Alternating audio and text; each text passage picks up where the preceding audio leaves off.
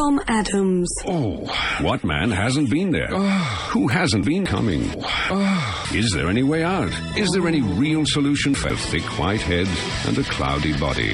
We guarantee it'll taste bitter, so before you reach for your disgusting cots, hit on some Belgian monks in exactly the same way. I felt a sensation akin to roadworks of the brain. Try it for yourself.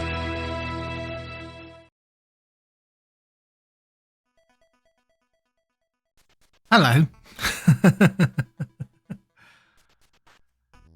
How's we doing? We doing great. Good.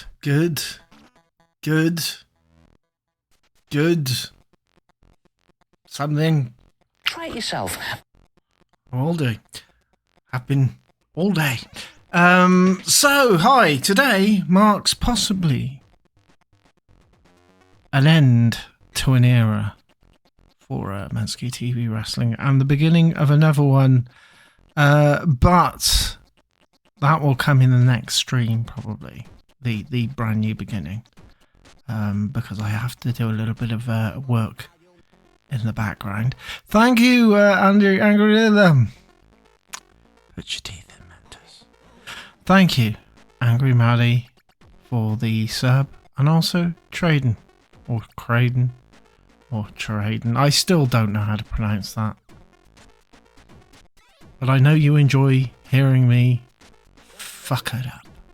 So, Scam Train, is the Scam Train active? Oh my, the Scam Train is indeed active. Well, whoop-de-dee. Right, so here we go. It's time for a wrestling, and also, more importantly, I've barely fixed this one. It's just going to be whatever it is. So hopefully it doesn't crash. I mean, even if it does crash, I haven't set up anything in the background, so it doesn't matter. So let's see how this does. For some reason, it still thinks that Brucey and Neil Buchanan are champions. That hasn't saved. So I'm going to have to change that when we finish the Royal Rumble. But apart from that, everything's fine. Everything is absolutely fine.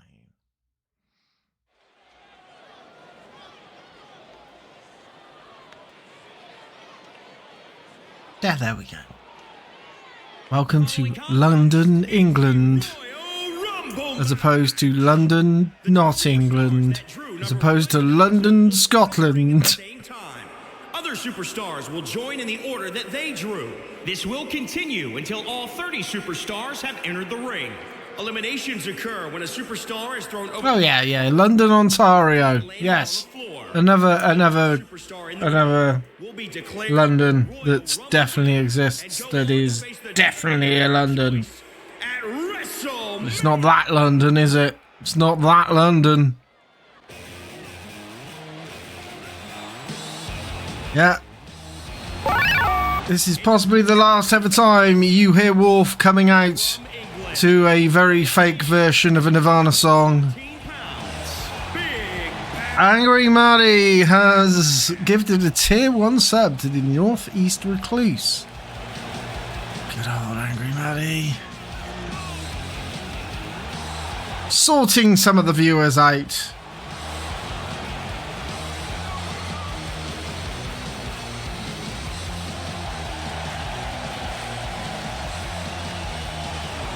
Wolfman, clearly angry.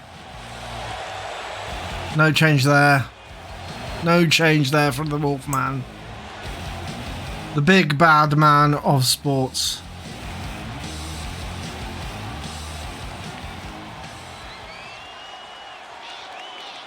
And he's coming up out against...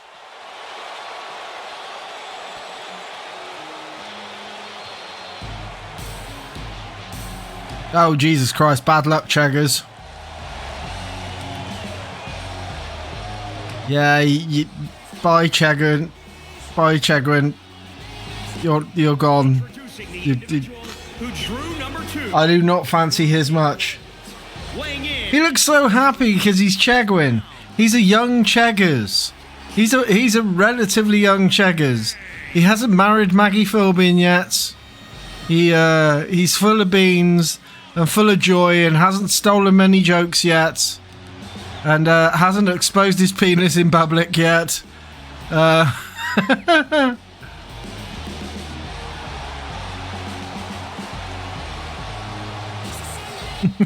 He's a young Cheggers and no one's seen his cock yet. Exactly.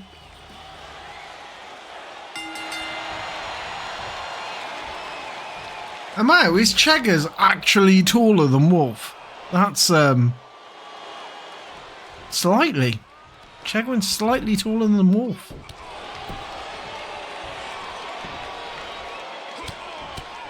This is such a bizarre thing. He got his tackle out on a live stream.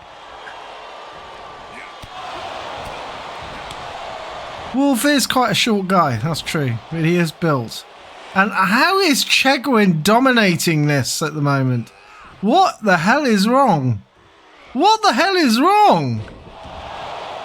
Chegwin has just started the fight early and he's trying to finish it. Walks him into the ropes. Is he going to try? He's going to try and eject Wolf, and he might actually do it. Timmy Mallet coming in at number 3. Wow, this is quite a selection of combatants right now. Mallet and Chegwin, who I feel are, in some way, two sides to a different coin. Or at least 2 different channels to a different coin. I don't know what I'm making. I'm making words up now. But yeah, Wolf is not doing well. I think Wolf might be. I think Wolf might have one of those injuries that Wolf has because he's been too busy gladiating or whatever. Probably has a groin strain. I hear it's like a guitar string snapping.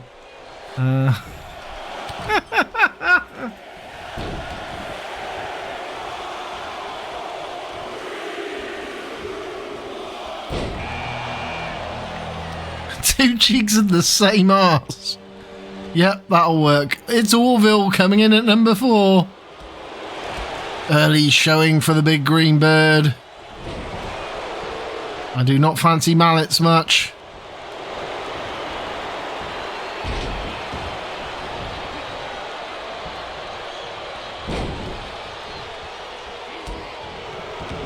Orville just completely spanking the opposition right now. Orville can't fly, but you know, he's giving hope to the people that he's in the ring with. He could probably make them fly, to be fair, because he is a big fella. Yeah. Sorry, I don't seem to be in it. That's not even the right word. I am really addled tonight. I've drunk half a can of booze. This isn't drunkenness that you're watching coming from the insides of my mouth. It's just that, I don't know. I'm having a bit of a problem saying words and speaking shit. No change there then, Mentuss. No, it's when I'm pre-gabbled, Movecube. It's side effects of the medication, isn't it? It just makes me all a bit weird sometimes. You're doing better at speaking during the stream than I ever do. Well, years of experience, and by years of experience I mean years of stuttering over my own words like an absolute gibbon, followed by a final. Oh, hello. No, Mallet is not going out of the ring.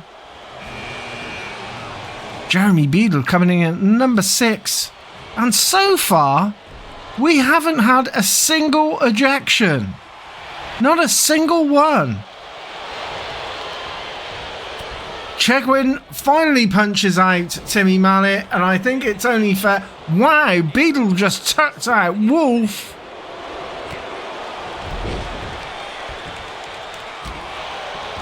And he didn't even use his normal sized hand.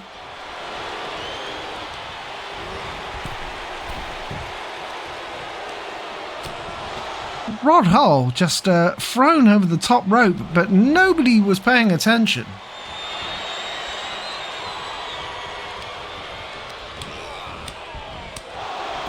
Not looking good for Rodders. He's out.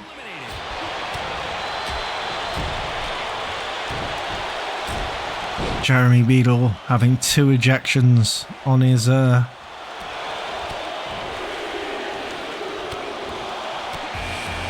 Oh, hello. Peter O'Hanrahan enters the ring.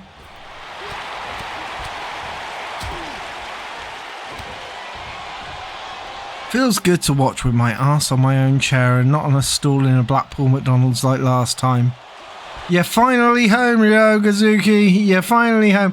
It feels like most of the streams that I've done recently, you've been out on your travels at some bloody retro event or other, or retro location.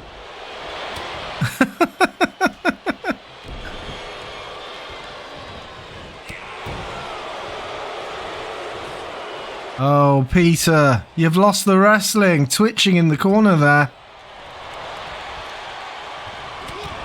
Discus punch by Orville on the already completely out of it Peter O'Hanrahan. How is Cheggers still in the ring is one question. Oh, hi! Hello, everybody. Give it a second. Give it a second. Give it a second. The Dickie is in, everybody. The Dickie is in.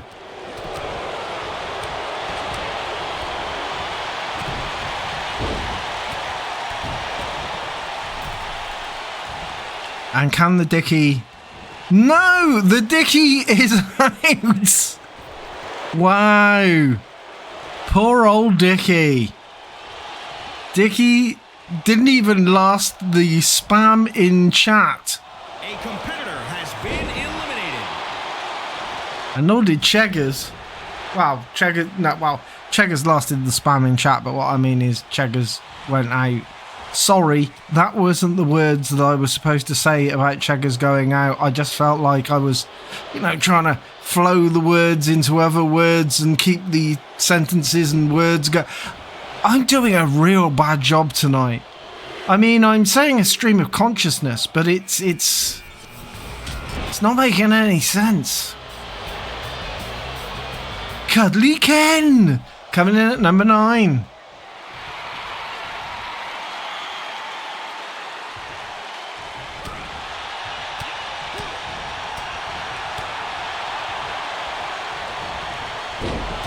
Poo-wee bum! Bum-wee poo! Cuddly Ken! Yeah, there we go. That's my impression of Kenny Everett.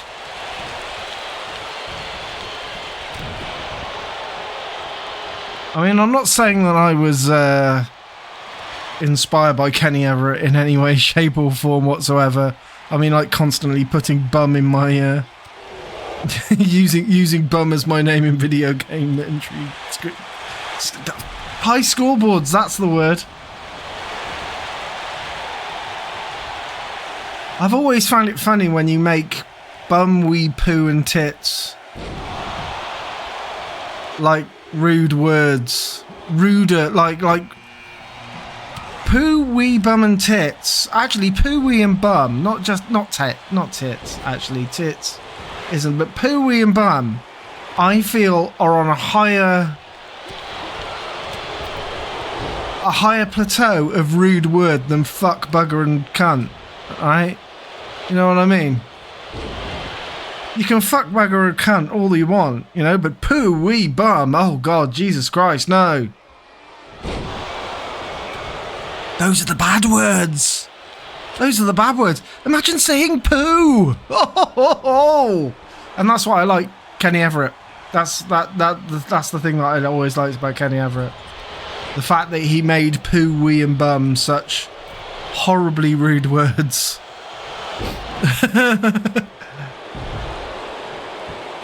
Is that where the bum come from? Yeah, totally. Oh, and Cuddly Ken's just gone out.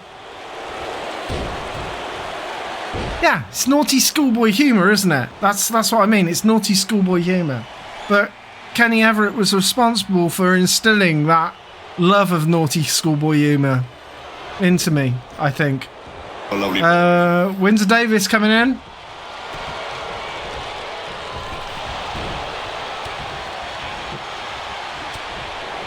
He's not the only inspiration in my life, obviously, I mean, somebody is obviously... oh, hello, Orville. Orville wished he could fly And it looks like he did for a scant second.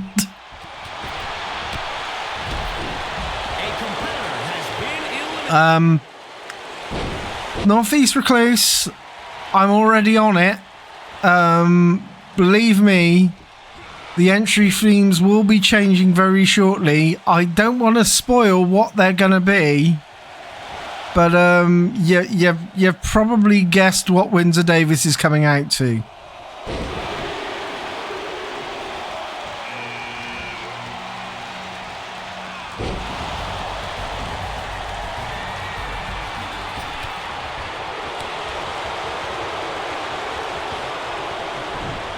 It's Laszlo.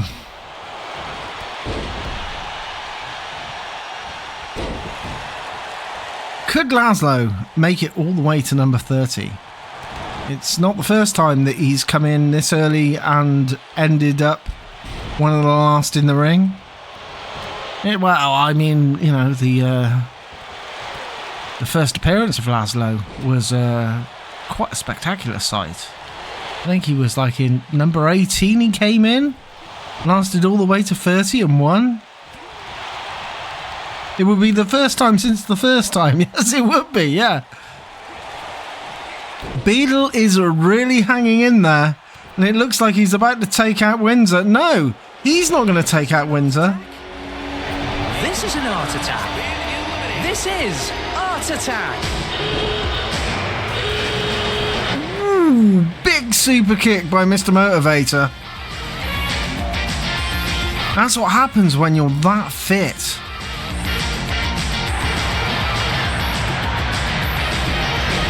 Double DDT by Claypole and Mr. Motivator.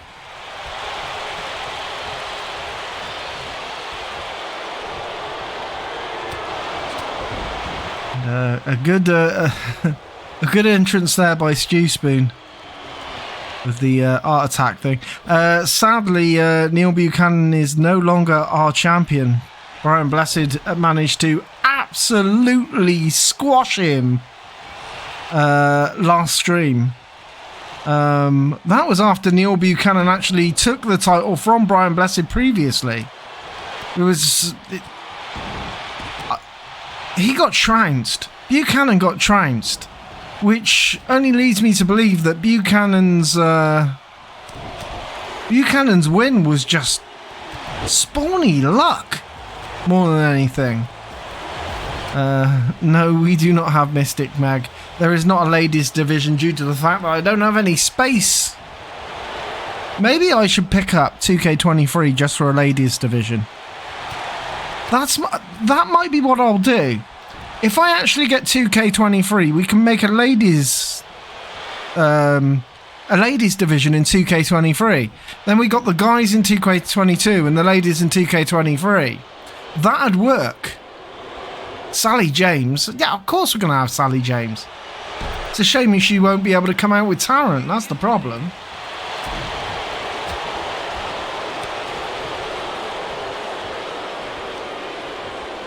I would really like to do a ladies division, but it's always just been the case that I didn't have the slots.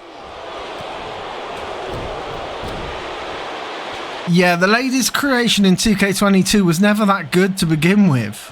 That was the other problem, you know, making women in these fucking games, they all look like dog shit. Terry Wogan coming out at number 15. No ladies slots, who are misses. No. It's not that there isn't any slots. All the slots are shared. There is like 100 creator wrestler slots, which you can choose to be lady slots or man slots. They were misses for Fanar. Ooh, matron.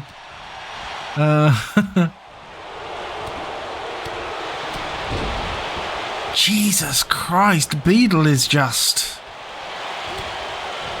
Who'd have ever thought it of Beadle? I mean, really? The man's on a mission. And I'm not sure what that mission is. He just punched Laszlo with his tiny hand. Hello. Hello. Who was that? 9 Reels. Hello. I was going to make Jet and Supergran in 2K23, but I never got around to it. Oh, Jet. You'd have to have Jet. You'd have to have Jet in the ladies division. A competitor has been eliminated. Out goes Laszlo.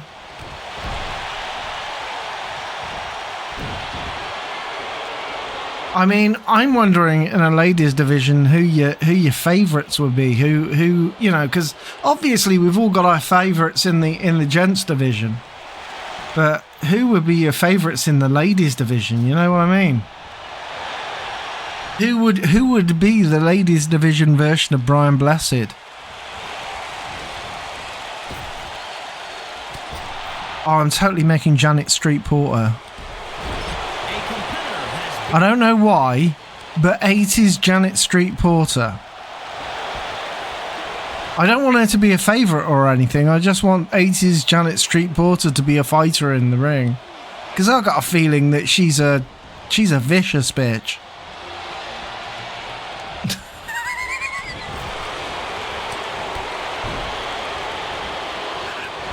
J.R. Hartley, everybody. Esther Ranson, yeah. Mary Whitehouse. Yeah, we'd have to have Mary Whitehouse.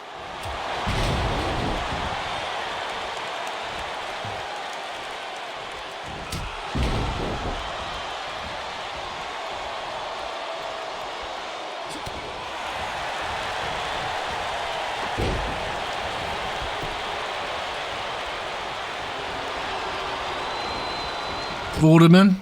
Yeah, we could have a Vorderman.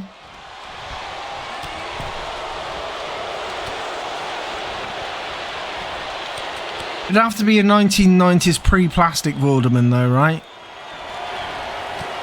Pat? Of course Pat. Pat and Peggy.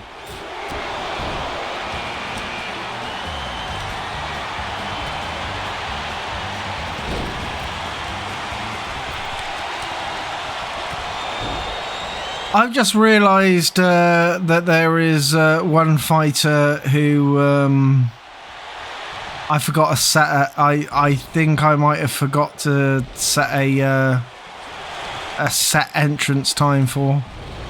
And if he comes out at the end and then just beats everybody, no, that's not going to happen. I'm pretty sure that I actually removed him anyway. It's okay. It's fine. The Freak, yes, Joan, the Freak. From Prisoner Cell Block H. Yes! Helen Daniels. Oh, God. You're coming up with such good fucking, Joan Ferguson. Yeah.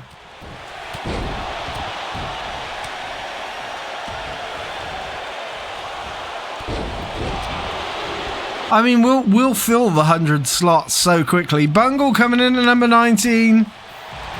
Helen and Madge as a tag team. Oh, God. Yes. Helen and Madge as a tag team.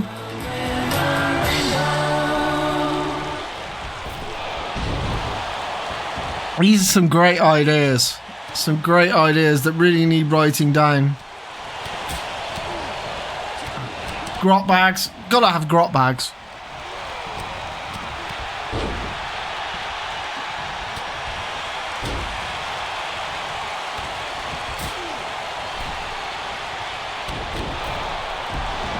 Oh, Jesus Christ. Out goes Edmund.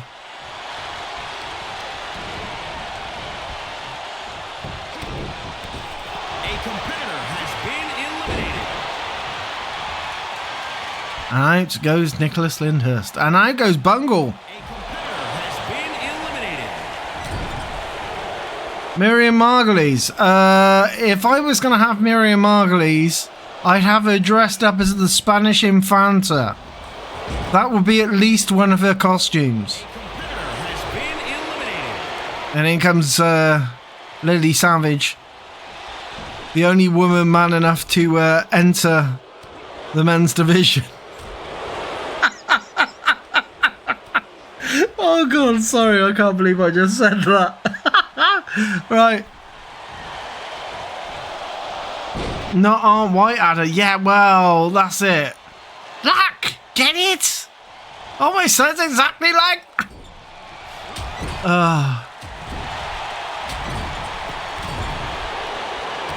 Blessed and Margulies. Yeah. Oh, God, can you imagine them on the same team? Oh, my. Oh, me, oh, my. There seems to be a blank off in the ring, by the way, everybody. There seems to be a blank off in the ring.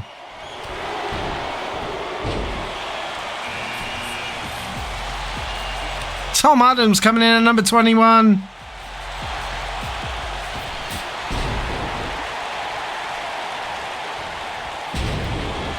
Oh, fucking hell. Hello. Is Lily Savage still alive? She was dropped on her fucking head.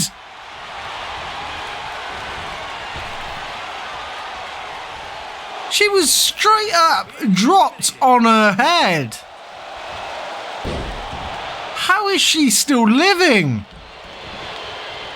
A competitor has been eliminated. How is she still living? Scouse hard.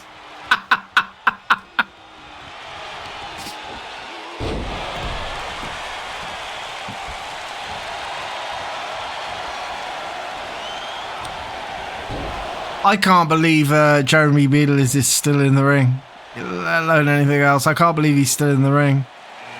We're at number 22. Jeremy Beadle has been in the ring for... God. Winty Willis. She's only just going to... See, the thing with Winty is she's just going to block Chinny on Facebook. That's what Winty does.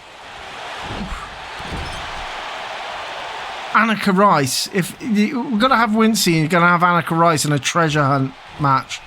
Oh, Jeremy Beadle just got a mouth for something. Something.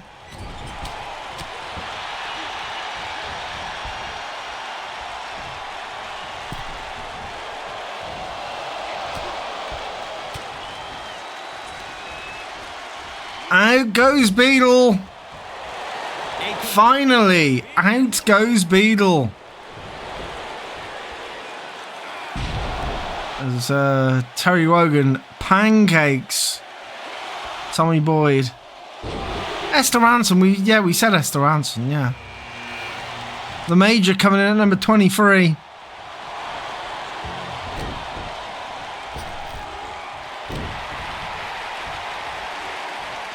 See, the thing is, to build up a women's division will take a while.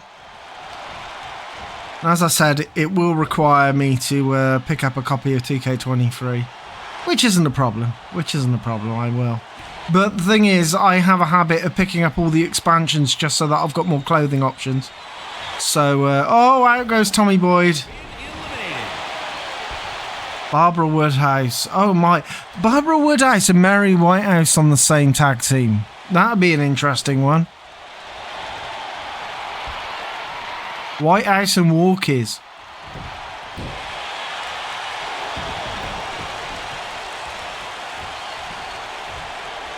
The house is a pain. Could have them coming out to jump around. Yeah, no. Believe me, Angry Maddie, I won't pay top dollar for it. I didn't pay top dollar for this. I managed to get a code for the NWO edition at like £40 off retail price. It was like about £40 off.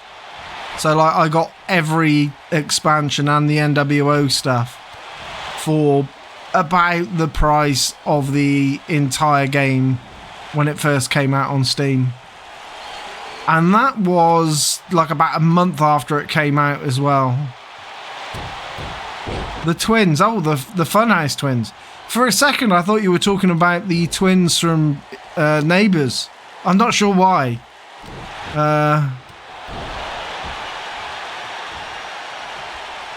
Caroline and Christina.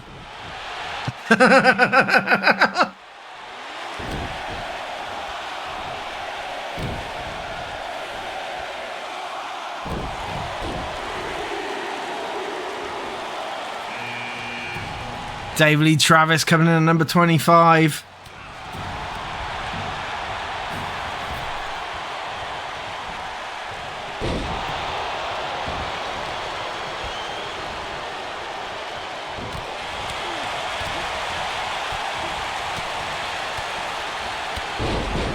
The Cornflake has entered the ring and he's not doing well. Which isn't a problem for us because, you know, nobody likes the Cornflake. For good reason as well. Oh my... Oh! Oh dear. There was a chance there of the Major removing the Cornflake, and I think now it might be the Major that gets removed himself. Lorraine Joanna Lumley.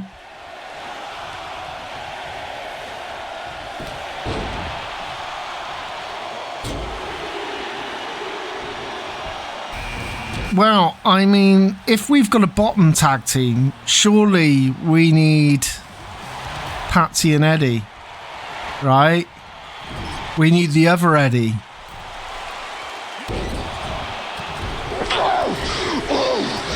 Yeah, shit's about to get beefy now.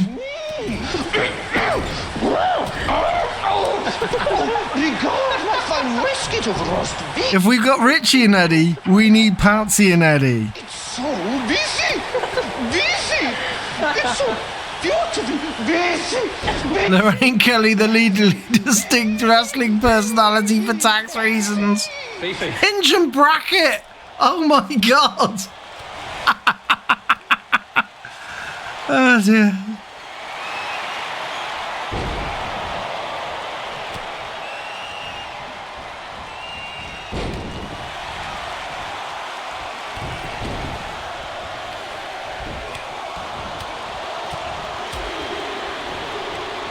See, I always wanted to make a Cupid stunt costume for Kenny Everett in this, but I could never get the costume quite right.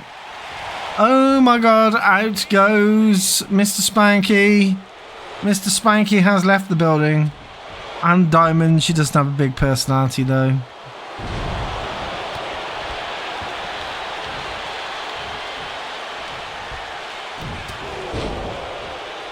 Wogan is a man on a mission. Well, that mission appears to be the destruction of everybody in the ring, and I am very happy to see it. Oh my! Can Wogan take out the Major? He can! A competitor has been eliminated. Could it be? Could Wogan be the man in the ring right now? Could he be the man to go the distance?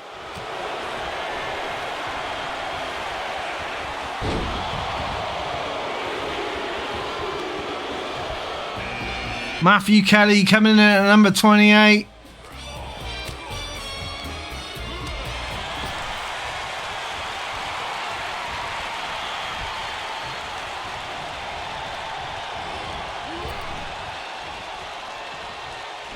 Oh, Jesus Christ. What the fuck? I won't copy and paste that bot message. Last time I did that, I ended up banned and I had to appeal it. Shit. Oh dear. Yes, we should do a ban of that person. There we go. Bye.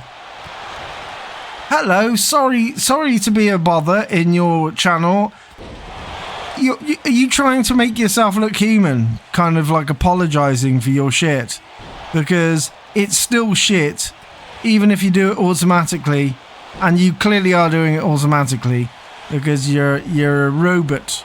You're a fucking robot. Dragon Screw! Sorry, I missed that one. Coming in next, it's Magnus Pike. Here to drop a little science on us all. Out goes Matthew Kelly.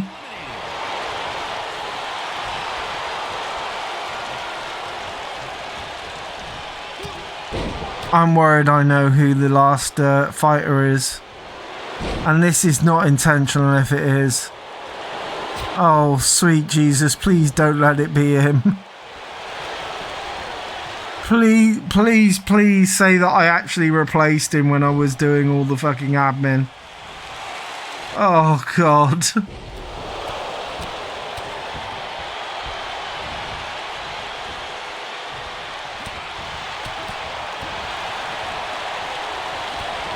Philippa Forrester. Oh, God. Yeah, I might... Philippa Forrester I might have. Sorry, that sounds really bad.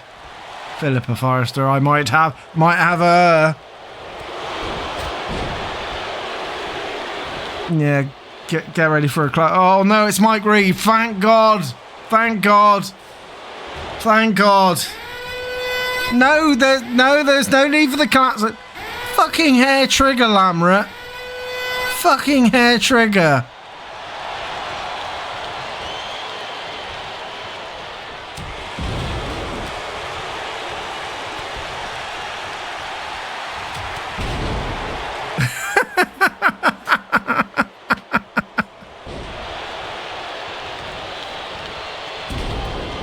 Mike Reed just walking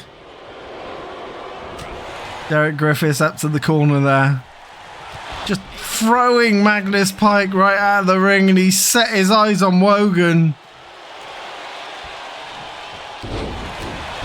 By the way, I have not set this up. Mike Reed coming out at 30.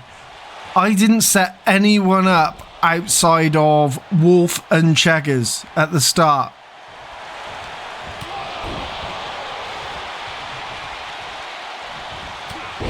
The lady with the lovely hair from Arc 2. Oh, yeah, I know which one you mean. The nice one from Arc 2. Oh my God! Wogan's done it again! Golden Girls. Golden Girls could... there isn't a 4-person tag team, is there?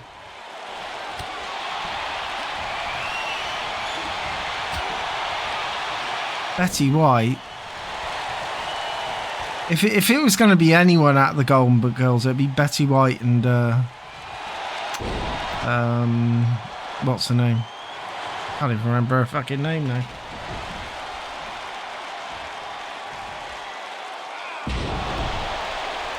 The one Deadpool's fascinated by.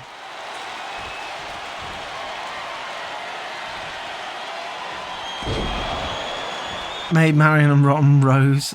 I think we've gone past the 100. B. Arthur, that's it. Why couldn't I remember B. Arthur's name? Jesus Christ. Peg! Yes! Oh God, yes!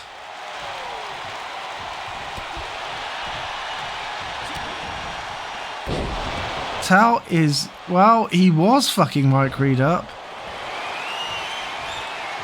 You know what? I can't even call this. I cannot call this. And that is the first time I can say this in a long time. Firstly, Mike Reed coming in number 30 was completely random.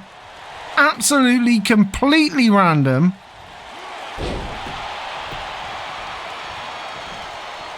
Wogan doing as well as he has also been just as random. Irish uppercut to the face.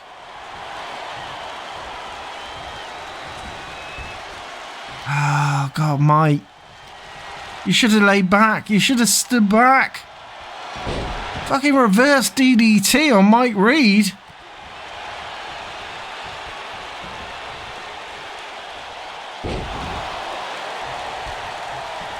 Wogan is just fucking shit up at the moment. Oh, no. Could this be the end of Wogan's reign of terror? Pamela Anderson. Plumley what? Plumley what? No! Don't do that! Derek Griffiths was just going to ruin Mike Reed. Oh, no. I was just... I thought for a second there. I can't call this.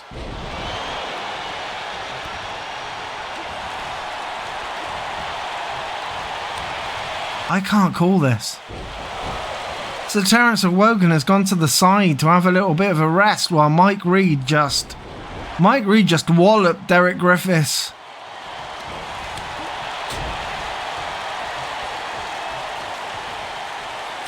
Oh, tangoed. Oh, he can't walk into the ropes because Wogan's in the way. Oh me, oh my.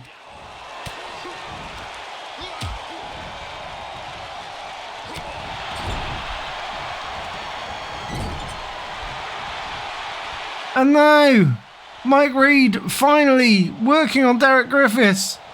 Tosses him over. It's Mike Reed versus Wogan. It's Mike Reed versus Wogan.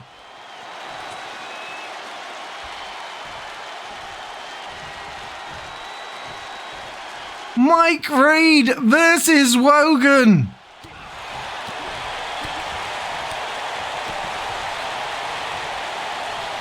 Maggie Thatch.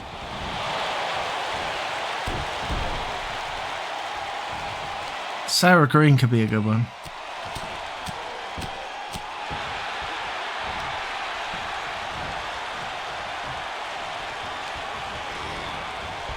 Oh my God. Whoa. Oh.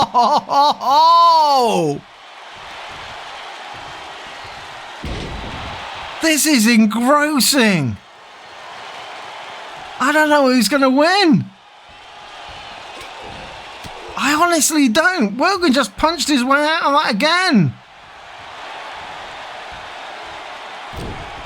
Backbreaker. Another backbreaker. One more for luck.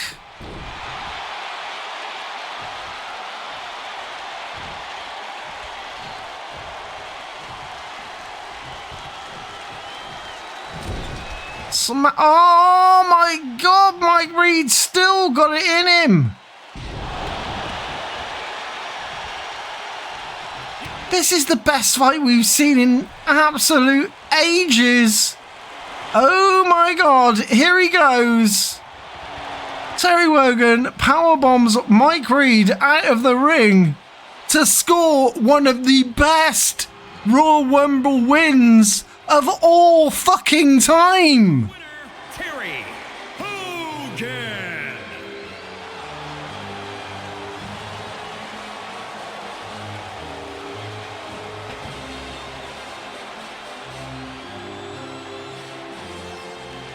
Standard procedure.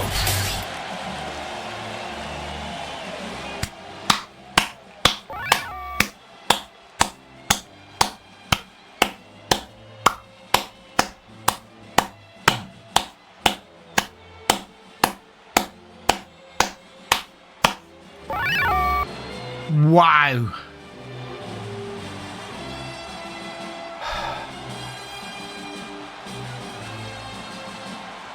Thank you for the raid. And thank you, Positive Puppet, for resubscribing. What was it that raided? I didn't see. Top of the Bobs. Sorry. It happened a bit too quickly, and then all of a sudden it was off the screen. Top of the Bobs rated with 16 viewers. Hello, everybody. You've just missed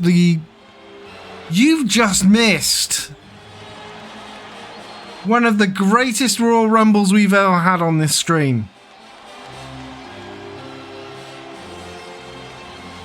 Terry Wogan just... I don't even know how to put it. Terry Wogan. Sir Terence of Wogan. Just subjected him to Daniel O'Donnell. Was it a Eurovision?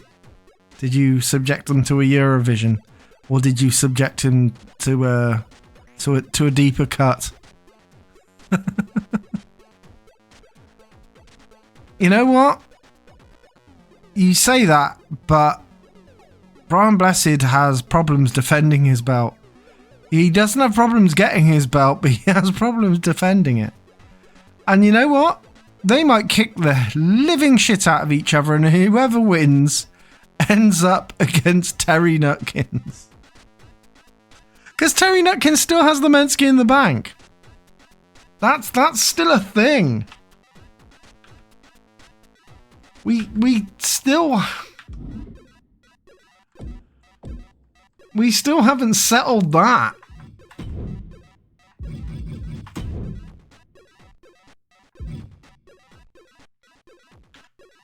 Yeah, Nutkins does still have the Mentuss in the bank, and it's still on.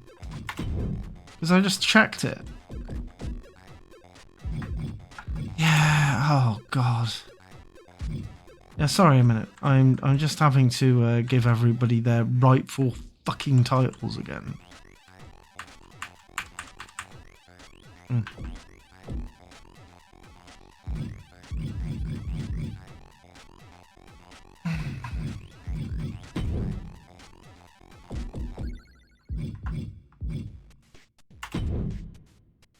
It was Dennis Waterman that won the big ball bomb last time, wasn't it?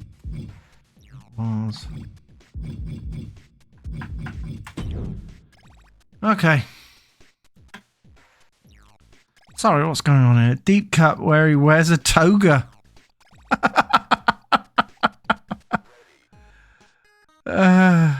He's holding onto it longer than DLT. I mean, you know, he's biding his time. He's waiting to pounce like a tiger. You know, he knows an awful lot about tigers because he's Terry fucking Nutkins. But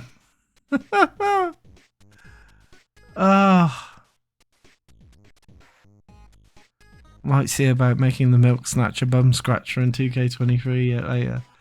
Oh, Gabriel Gazuki. I don't know when I can pick up 2K23. I've got an awful lot of prior financial things to deal with this month. Looks like I'm getting a cat. So yeah, I'll be spending an awful lot of my disposable income this month on just getting things for him. I've seen him on an adoption at the animal shelter. He's 1.5. He's a little black tom cat. And I'm looking to, you know, kind of get lots of stuff in to make him feel comfortable at his new forever home. You know what I mean? So, you know, I'm going to have to be buying all new stuff. Because I feel that when you get a new animal, when you get a new cat, you shouldn't use the stuff of the cat that you've had previously. I mean, the cat that I had previously did pass away quite a while ago. And I still have a carry case and stuff like that. But the honest truth is, it's going to be covered in a scent, even now. And cats have very powerful noses. They'll know that another cat's been in it. It's better off getting new stuff. Better off getting completely new stuff. Just so that the cat can feel comfortable. And so, yeah, you're right, Malcolm. New stuff is best. So yeah, I go to meet him tomorrow. Actually, I get to meet him tomorrow for the first time. I filled in an application form, and they just went, "Yeah, you meet the requirements. You definitely meet the requirements. You can come and see him." And yeah, so I'm going there tomorrow. I'm going to take apparently on first meeting you can put the deposit down if everything goes well, so I will probably. And if that happens, I'm going to take an old t-shirt with me as well. I'm going to take the t-shirt I'm wearing on me now. I'm just going to kind of roll that up in my pocket and take that down with me, because then the cat's got something to get used to my scent with, you know what I mean? So for the next couple of days before I pick him up, he'll have something to remember me by. I like cats. I do like cats. I have a very good history with cats. I had a couple of black toms when I was growing up. Sadly, one died quite early, got knocked over by a car. There were no traffic calming measures down where I lived at the time, and he wandered a little bit too far and got knocked over. But the other one lasted with me until I was about at 19. Old Timmy. And he was my cat. I was living with family, but he was my cat. You know, I was the one that he used to sleep on the bed with. You know what I mean? I was the one that he'd sit next to. There was no arguing about it. I was his cat. I was his cat. He was my cat. No, I was his human. That's it. Yeah. Yeah, it's become about time. We had a Torsie in this house for quite a while. In the 2000s. She was nice, but she was crazy. But now I'm going back to getting a black Tom, because I don't even know how true it is about black cats not being adopted, but I've been looking at the adoption page recently, and they've had 3 black cats on there. And they haven't disappeared off the site in months. Well, 2 of them haven't disappeared on the site in months, and 1 of them has only just turned up. And out of the 3 of them, 2 of them are male. And I actually applied for 1 of them, and they said, "Oh, I'm sorry, we're already starting the adoption process with that one. It's going slowly because he's been with us so long." And I'm like, "Oh, that's a shame, because you look like such a lovable character." And in the end, I just went, "Well, if that one's not available, can I adopt the other one? He seems lovely." And they went, "Yeah, fine." Because they're this animal. Well, back in the old days, you used to go to the animal shelter. You go there one day and you could pick him up the next day. You know what I mean? But now it seems a bit more long drawn out. I'm wondering how many times somebody adopted a cat and then brought it back or something like that. You know what I mean? So they barbecue. They make you wait a little bit longer. Yeah, no, you're absolutely right. You're absolutely right, and I wouldn't have it any other way. They want to make sure that you're good for the cat and the cat's good for you, good with you, and they want to make sure that cat isn't... The cat is well cared for. They've already asked me if, in the questionnaire that they sent, they said, do you submit to a home exam? And I'm going, yeah, sure. Got no fucking problems with that. You know what I mean? I live in a cul-de-sac in a housing estate that used to be farmland. You know what I mean? It's pretty peaceful around here. The cat will have loads of green space to run around in. It's off any main roads. You know, the only thing that he could get in trouble with is getting on my fucking shelves full of Marvel Legends figures, and even in that respect, I will be using training sprays and positive and negative reinforcement in order to prevent the little kitty from going the places where he isn't supposed to. So there we go. Anyway, enough cat talk. Plus, I was after a colour commentator. Well, black isn't a colour, so yeah, black isn't a colour, so I don't think he's gonna help there. Tag match. We'll get 6-man. 6-man tornado tag. I don't know.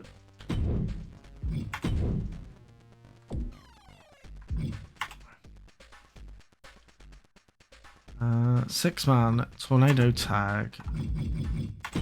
Falls count anywhere. Of course they do. Yes. They're going up against, well, the winners of this tag match will be going up against the detectives. So that's something that you can look forward to.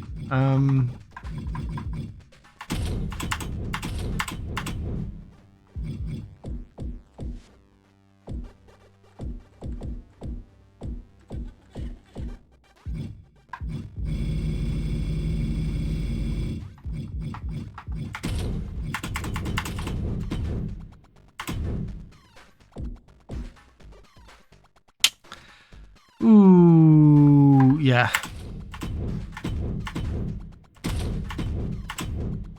There we go. Arena is correct. Let's start that one off. Okay, so it's loading right at this moment in time. Snap Sloop already, Hitler there. Meow. Yeah, indeed. Give me a second. It's loading up. So I've got enough time to run away from a beer. Run away for a beer. So just listen to some music on my floating head for a minute.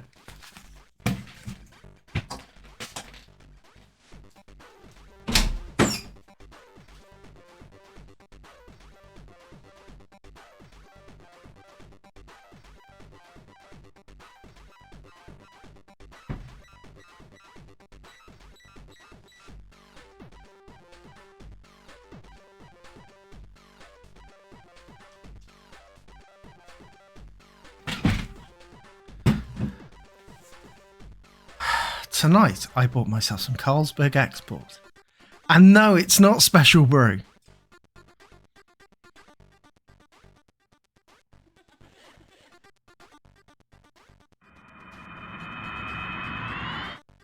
Pre-ordered the new Sonic from Amazon. I wasn't going to since I want...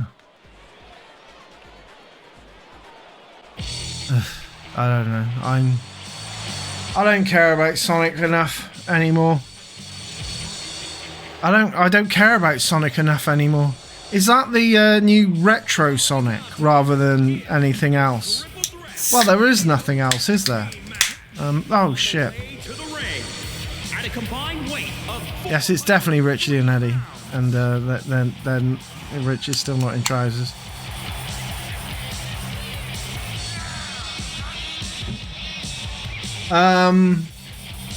Yeah, I don't care about Sonic enough, I don't think. Don't care. I didn't pick up the I didn't pick up the 1, 2, 3 and CD collection either.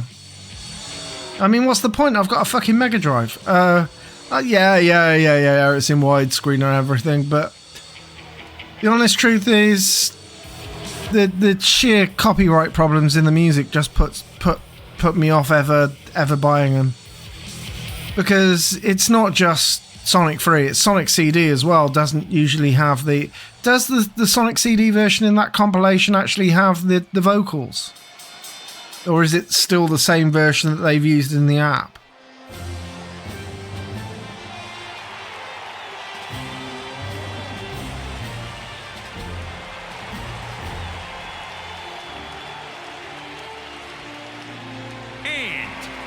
Combined weight of 380. Yeah, Superstars, I just don't care.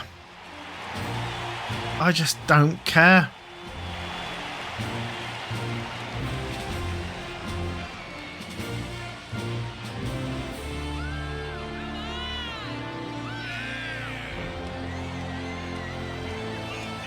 And to be quite honest, and even if they get the physics perfect, I don't think it looks right in 3D.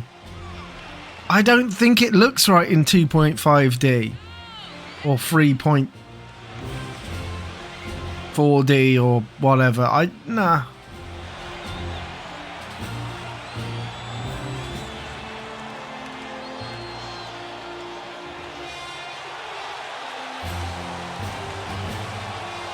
Yeah. Well, that's it. Sonic Air just... I mean, my go-to Sonic games are the original Mega Drive games and Sonic 3 Complete, the ROM hack. Sonic 3 Complete does everything I need from a version of Sonic 3.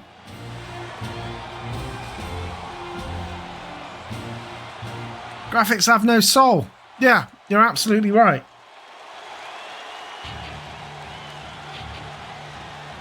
I like Sonic 3 Complete for one reason. You can actually... Oh my... And at a combined weight of 522 pounds. Benny has descended. He has expended all his Super Saiyan 3 powers.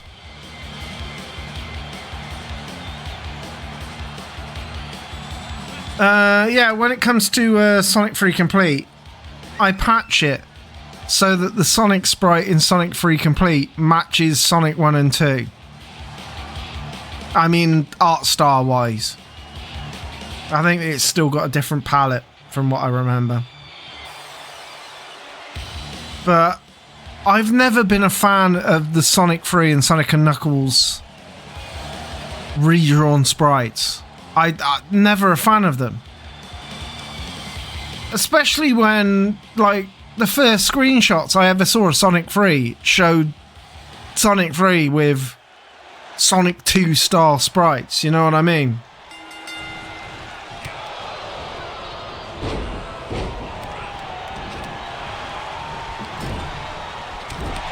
So for Sonic Mania, for them to go back to that original style sprite rather than the Sonic 3 sprite, it was, you know. So for me, Sonic 1, 2 and 3 on the Mega Drive, Sonic CD on the Mega CD, and Sonic Mania. And I've got a Sonic Mania box from Japan. I got the boxed edition from Japan, Sonic Mania Plus. So it's actually got the retro packaging that makes it look like a Mega Drive game. Came with a soundtrack CD as well, actually.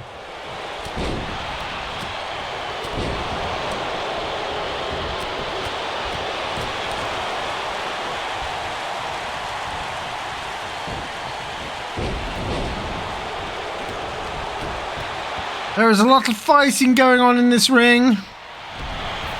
One day, I'll actually start talking about the fighting going on in the ring. Oh my god. For a second there, I thought the Dickie was going to pin Richie.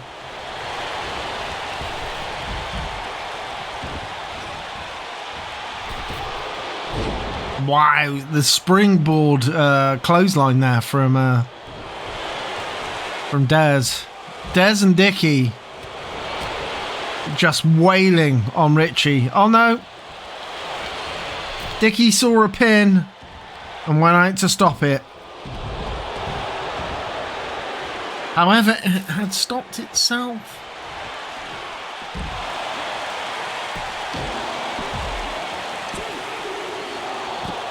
Can we get a bet going on in this match, please? It's probably a bit too late now. I'm a little bit too worried. If I put a bet on this match now, it's very rare that a match will finish in 2 minutes. However, it's been going for a couple of minutes now, and it's less rare. You know what I mean?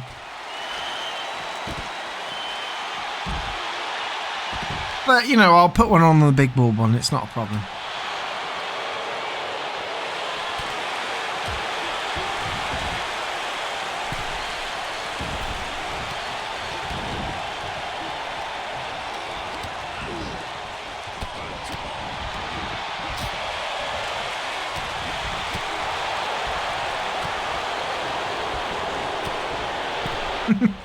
There was a mod that replaces the Def Egg Act 2 background with a PAL US Mega CD BIOS background.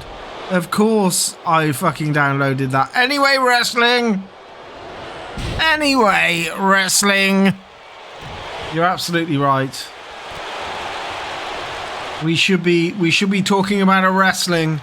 That is the reason why we are on these streams. This is the reason why you're watching. This is the reason why I'm talking. It's not for any other reason. It's not for audience interaction. I mean, fuck you guys, right?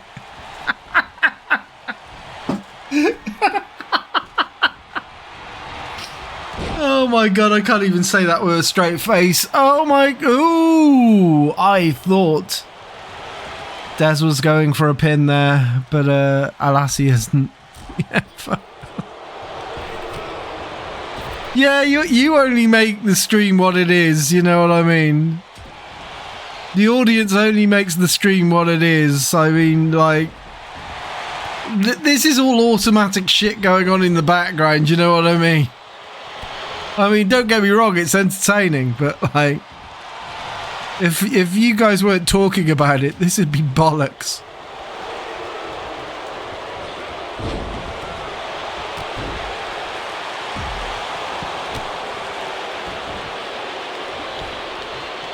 You want your Psycho Fox revival. Ugh. It's amazing how many times the Psycho Fox game has just... the Psycho Fox engine has just been used for other games with other licenses. You know what I mean? There's at least one NES game that uses it. It's a Victor... I believe the game engine was created by Victor Kai. So whoever owns Victor Kai now. Kid Chameleon wasn't one of them, no. Decap Attack was one of them. Decap Attack was a heavily modified version of Magical Flying Hat Turbo Adventure, which was the Japanese game. But there's also a NES game that also plays in the same way as well. And there's a Psycho Fox was also released in Brazil as a Monica game because there was the Monica cartoons in Brazil, so it was released as a Monica game as well. I can't remember what the license is for the NES game. Magical Flying Hat is based on an anime as well. The Japanese Magical Flying Hat game is based on an anime. I prefer Magical Flying Hat Turbo Adventure to Decap Attack in every which way. It's a far better game. A far better game.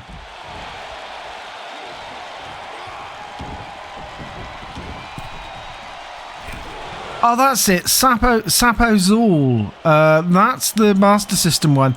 The Monica one is... yeah, I thought they did it with Monica as well. There are a couple of like weird Monica games in Brazil. Maybe it's on the Mega Drive that they made it a Monica game. I can't remember. No, I don't know. I can't remember.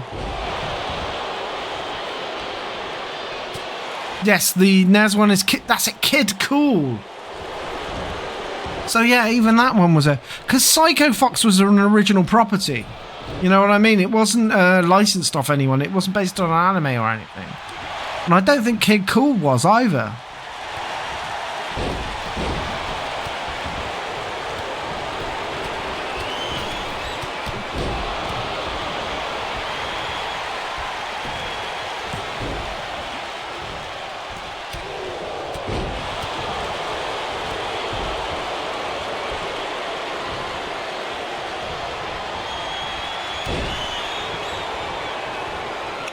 Daytona Championship USA machine.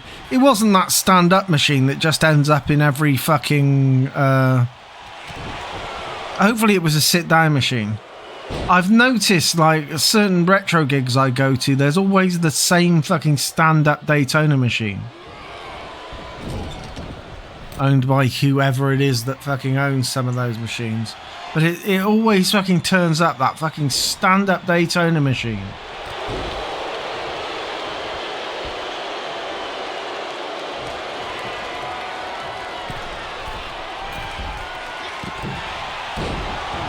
Eddie with the big elbow. Is he going to go for the cover? Yes, he is. Sliding Soup. Raided with a party of 15. More people to the slaughter. Hello, come in. Fill your boots with wrestling wonder.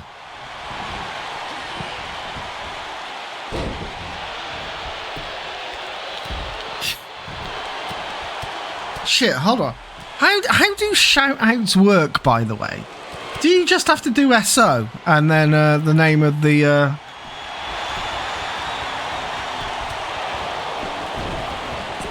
If I do SO Sliding Sleep, does that actually do a proper shout-out?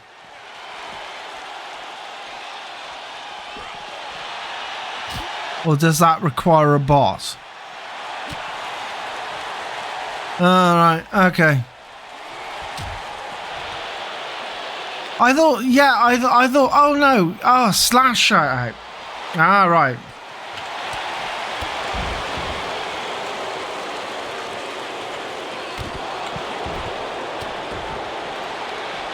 No, it doesn't. I don't know. I don't know. Maybe I haven't got shout-outs installed. Because I've been wondering about that. Because other people do shout-outs when people do raids. And I really should. And I should have done one for... Who was it we raided earlier again? Sorry. Oh, God. Top of the Bobs, wasn't it? Yeah. Top of the Bobs raided earlier. I have no idea how to do shout-outs.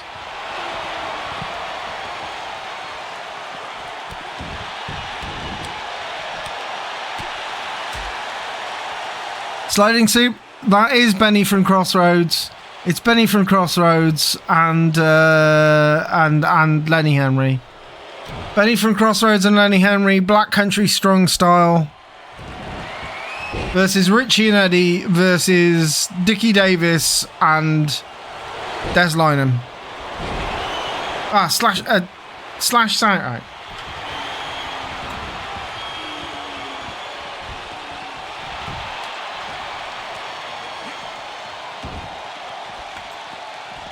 Oh my god, I don't know where I typed that.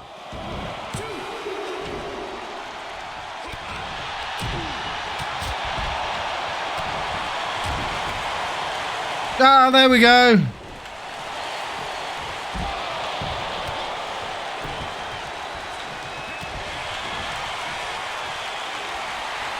I see why people have bots for this. I see. Oh no, I have to wait 1 minute 40 seconds before giving another shout out. Oh, for fuck's sake.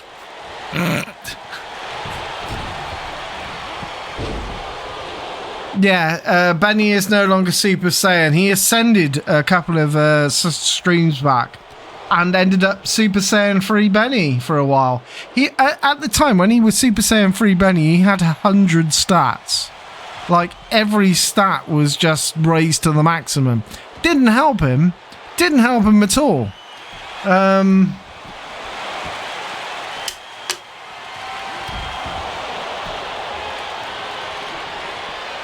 Yes, Wogan is fighting the title match at the moment. Yes, Wogan will be fighting in the title match against Brian Blessed. I can't believe this fight has been going on so long, actually. No.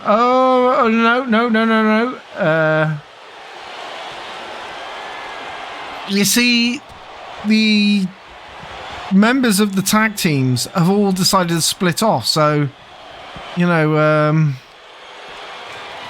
no one's left on their own. Oh, now someone's left on their own. Dickie is left with, oh boy. Is he going to go for the cover now? Richie and Eddie. Sorry, out of nowhere.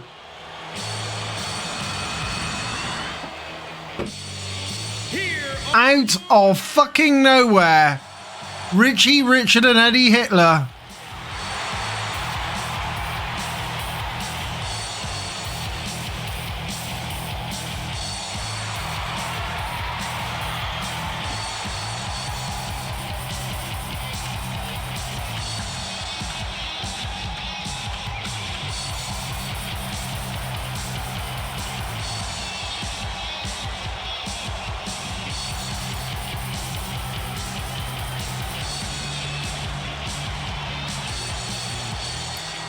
Can I shout out Top of the Bobs now? Yeah, there we go. I can shout out Top of the Bobs now as well. There we go. We did actually shout out the people that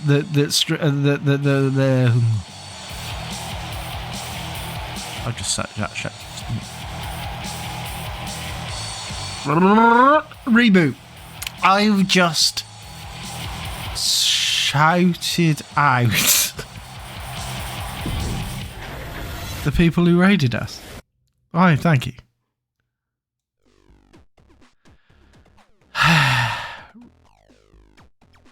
Redeems are late. Aren't the redeems working?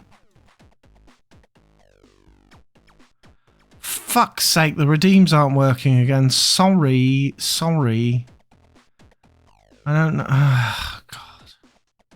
sometimes you have to reload the widget.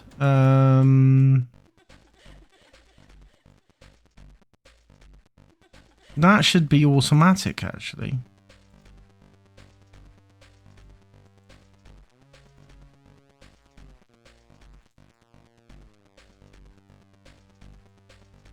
Okay, so... I'm sorry. Yeah, probably we just wasted your Zenny. You wasted your Zenworth. Let me try and play. See if it works. Righty dokey, skip, flip, flap, jack, me old knick-knack, paddywhack, slip-de-dip, lipstick. Oh, look, Mrs. Jones, bomber, Harry's tweed coat and hat, it might be raining. Achtung, baby, psycho ward, 10 minutes. Please, gentlemen, it's the Lavatory Express. Yes, it's definitely working. Righty dokey, skip, flip, flap, jack, me old knick-knack, paddywhack, slip-de-dip, lipstick. Oh, look, Mrs. Jones, bomber, Harry's tweed coat and hat, it might be raining. Achtung, baby, psycho ward, 10 minutes. Please, gentlemen, it's the Lavatory Express. Booger shit, funk shit, fucking sphincter, arsehole up your ass, up your cunt, fuck you sideways, you fucking boring fucking whore, fuck off, you cow!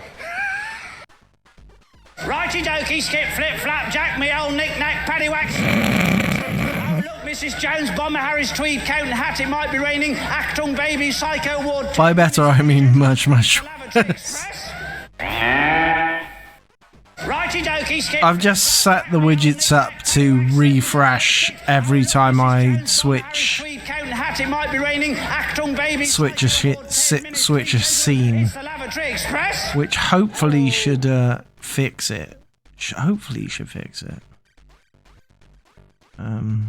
Yeah. Hopefully, it should fix it.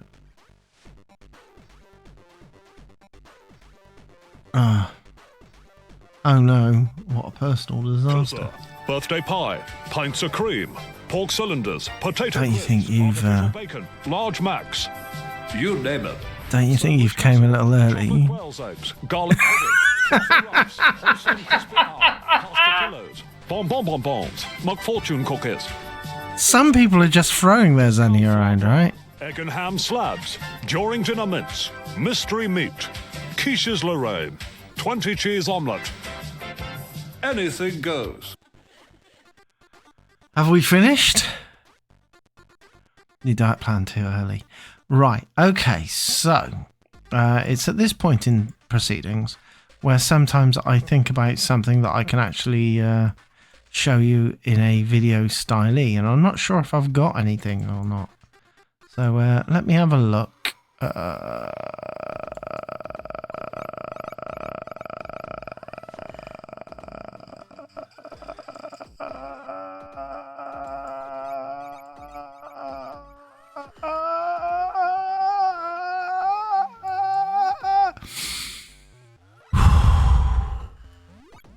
I needed to breathe then.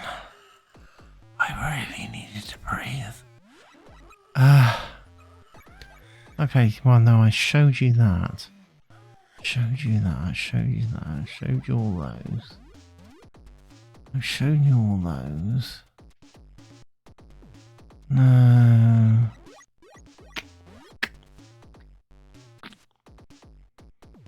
No. I mean, I've got some dodgy music, but that's not great. We got that. Oh well. Okay. So just for a second.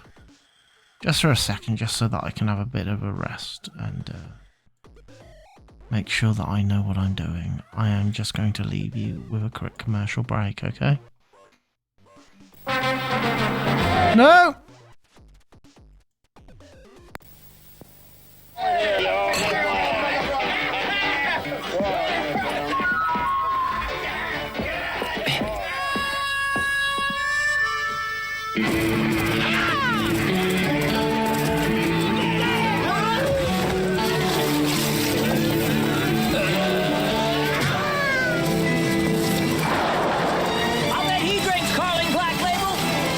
Best bet for a fuller flavour. Calling Black Label.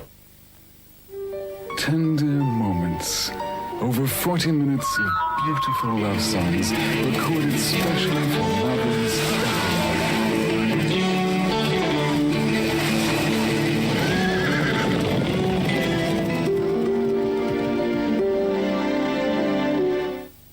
Still using that cheap stuff, Deirdre? Try this.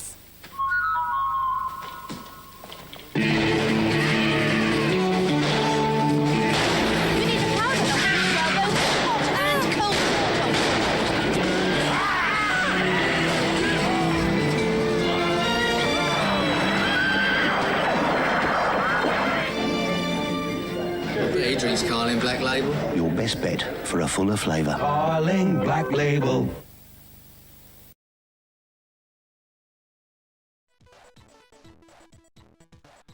And that, my friends, was my favourite commercial ever made. I'm not even sure why. Well, I know why. It subverts the whole idea of commercials.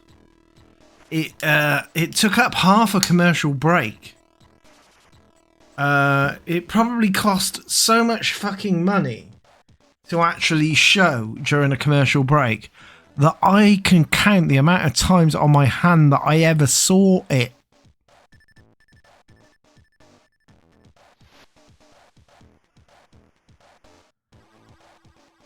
You can tell he drinks Carling Black Label because he keeps running for a piss.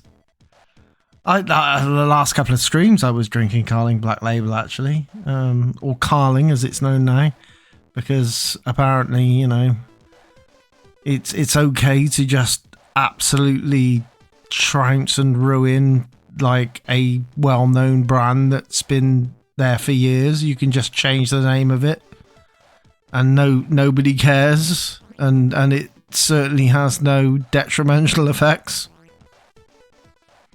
Sorry, was I talking about Carling Black Label or was I talking about Twitter? Never mind. Never mind. Alright. Well, yeah, Carling turned to Carling rather than Carling Black Label, what, like 10, 15 years ago, I think? Maybe even longer at this point in time. I always find it funny that they call themselves a good British beer when the original Carling Brewery is from... I want to say the original Carling Brewery is from Canada. It's in the Americas somewhere. I mean, the brewery is like owned... I don't even know if it's owned by a British company anymore. It was for a while. It was for a while, but nowadays, like, InBev kind of like own everything, so I don't know if some foreign company has bought Carling now.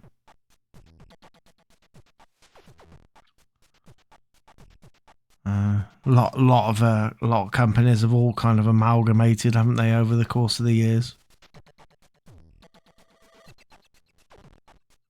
It was founded in London, though. London, Canada. London, Canada. London, Ontario, as we've mentioned earlier. Live from London, that real London, not the fake London. We've gone through the whole joke of the foreign London. It's amazing how it comes back. It's amazing how it comes back. London, Ontario. Yes.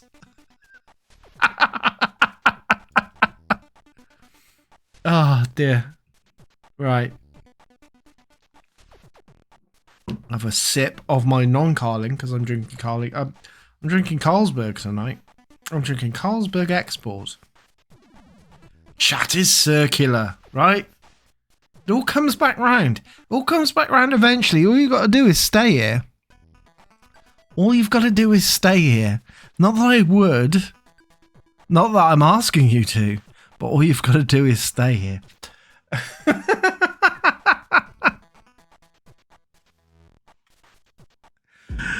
Sorry, I'm entertaining myself more than I'm entertaining you. I'm sure I am.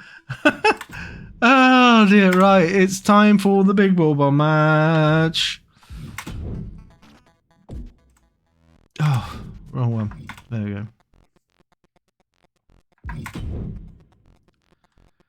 We will set out the rules, make sure it's falls count anywhere, because obviously falls count anywhere.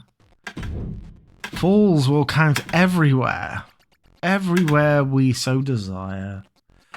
Okay, so to find out who is going to be doing a fighting in the next Big Brother match, we will we'll use the randomatron. Yes, he is fighting in the Big Brother. Oh, hold on a minute. I have to put the champion in. He always gets in the way, the champion. Right, but yeah, we'll put him in anyway, because he needs to be there.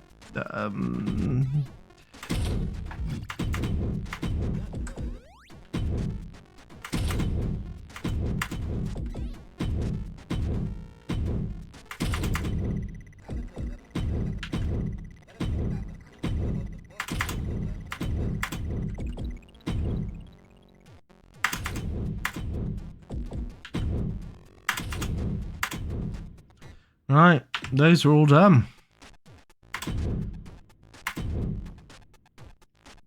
We're not here to be entertained. Good. I expect less from you. What am I on about? Like 40 odd people just turn up to be insulted by a twat with a beard.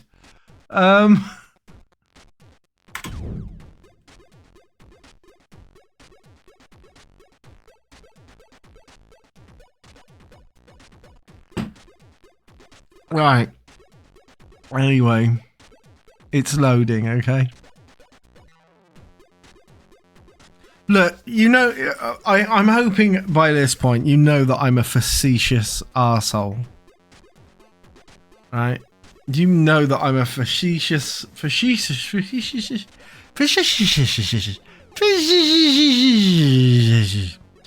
Yeah, I'm a facetious arsehole.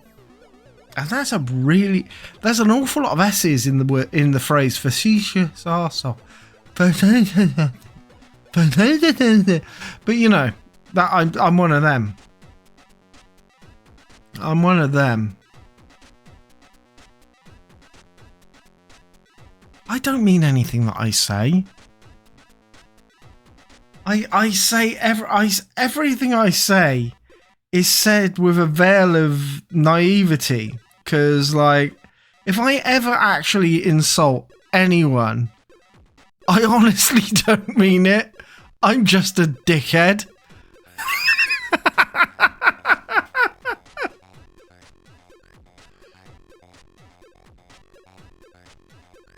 And I think it's better to admit that you're a dickhead than, like, just double down on the stupid ass shit you say.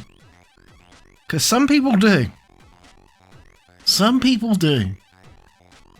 I think it's always better to say, sorry I offended you. I'm a prick.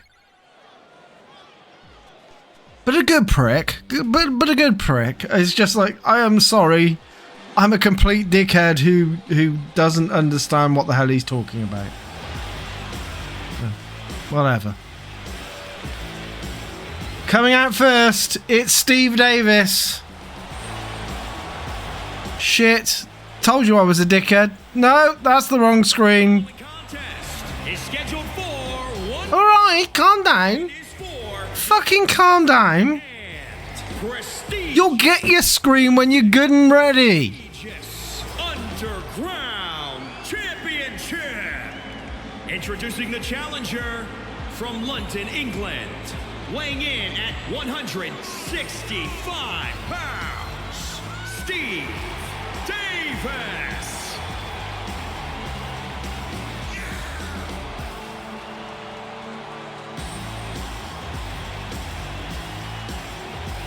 And good evening to Gen X83, who has just said evening in the chat.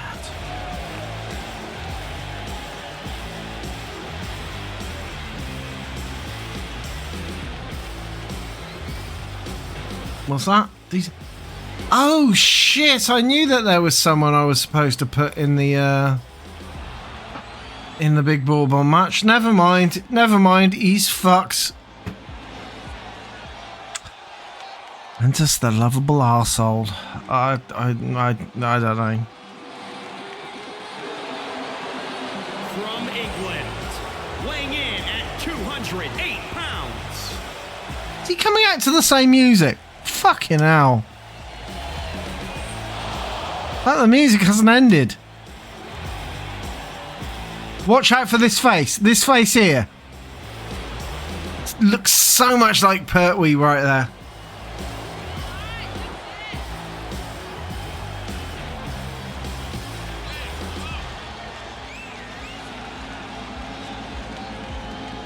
I prefer Paul. Gonna be honest, I prefer Paul. I'm not a snooker guy. I know you said so, yo. Nice cup of tea and a slice of cake.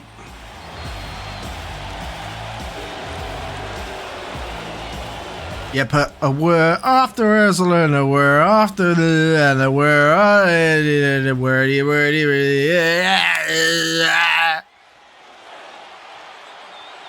Drunk.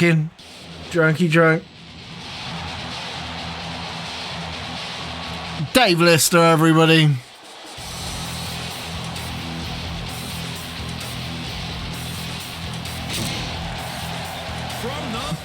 You can't swim in a snooker. You can't swim in a snooker.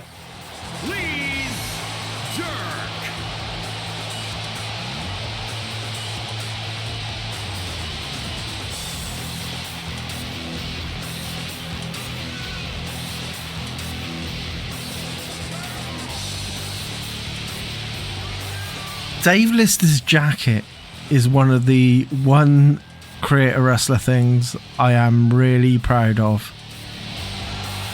I managed to find all the patches and put them on his jacket. It is an accurate representation of his jacket from the first series, I think.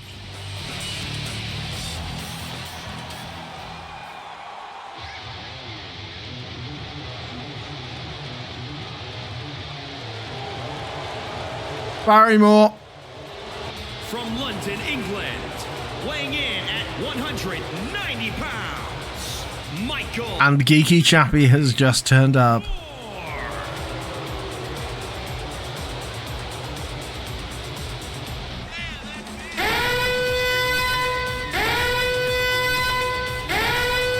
I mean, you sound the klaxon, but he was found innocent of any wrongdoing. It's. I mean, I'd sound the klaxon because I'd still sound the klaxon, but for legal reasons, we have to tell everybody that he was found not guilty of all wrongdoing. Ah, dear. Yeah. He was found not guilty of all wrongdoing.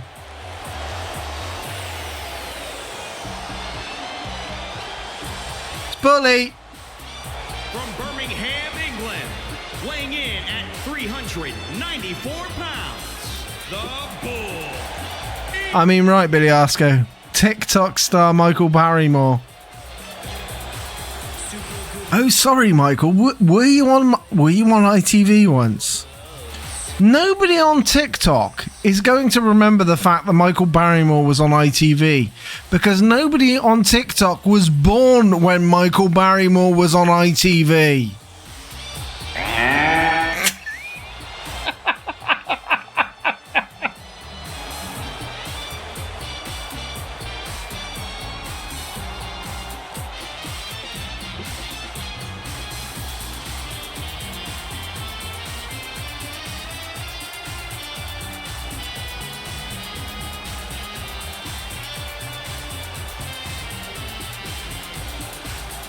What was that Terry Bogard quote? What do you call a guy with broken legs and broken legs floating in a swimming pool? Bob.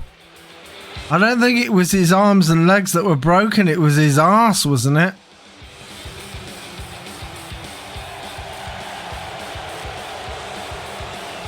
So, see, things like that, you know, even just saying a phrase like that probably get me cancelled. I don't know. I don't understand cancellation. I don't know cancellation. I just... some things come off my head and I think they're funny at the time.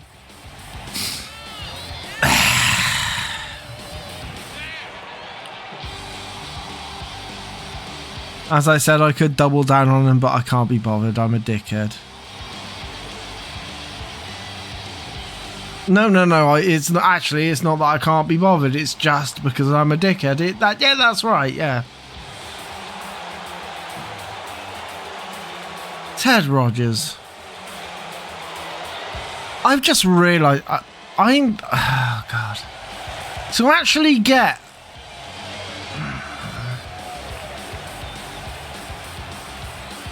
I'm going to have to kind of look more deeply into how the themes work in this game. Because I'm not sure if they just loop. From Scotland, weighing in, or if they're long. 58, Sylvester McCoy, everybody. the Professor.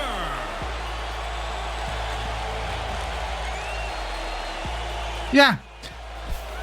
Ted Rogers. No, Ted Rogers' final telly appearance wasn't him impersonating Mike Reed so much as him pretending to be Frank Butcher. Those are two very separate things, but also two very similar things.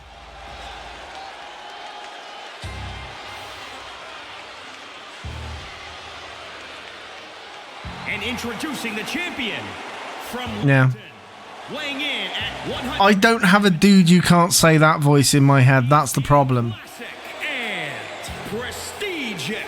Classic, prestigious, underground. I especially don't have a dude you can't say that voice in my head that is appropriate for current era. The dude you can't say that voice that's in my head comes from the 1980s or 1990s when an awful lot of things you could still say. And that's the problem with older people, isn't it? That's the problem with older people in general. You're so used to growing up and thinking that you can say a lot of inappropriate shit that you continue to say inappropriate shit throughout your life. But, you know, some people don't admit that. And some people aren't willing to learn. And I am willing to learn. If I say anything stupid and if I say anything that offends someone and I am told that, I will issue a gigantic fucking apology and try to be better. But until then, I'm just going to be an insulted dickhead. So, swings and roundabouts, right?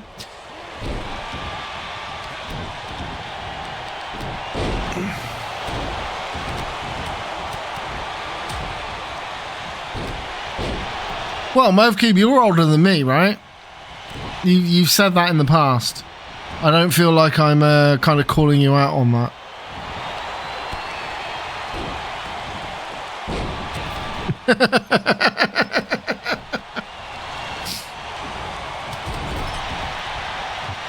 I mean, like, facts of the matter is, I was too old for Trev and Simon when Trev and Simon were a thing.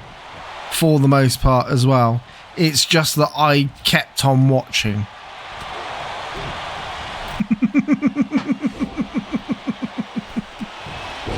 There's a lot of fighting going on. Oh shit, I forgot to start a bet. Shit. It's too late now. It's too late now. Oh, fuck bollocks. I'm really not paying attention tonight. It's all your fault. It's all your fault. It's all your fault. It's not my fault. I'm not taking the blame for this.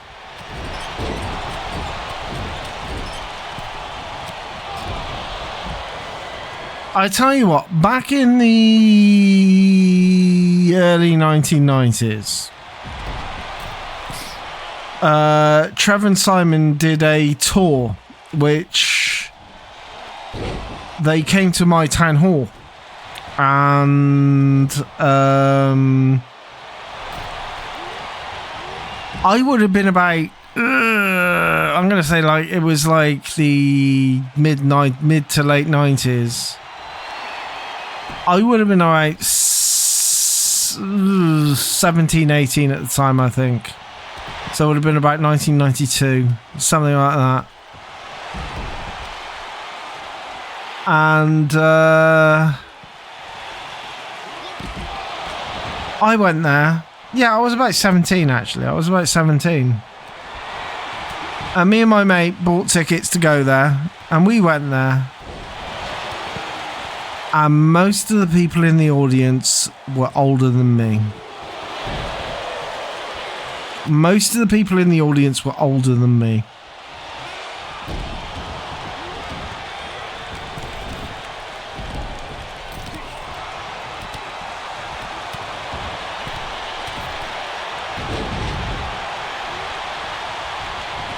The Nazis weren't as evil as Trevor and Simon.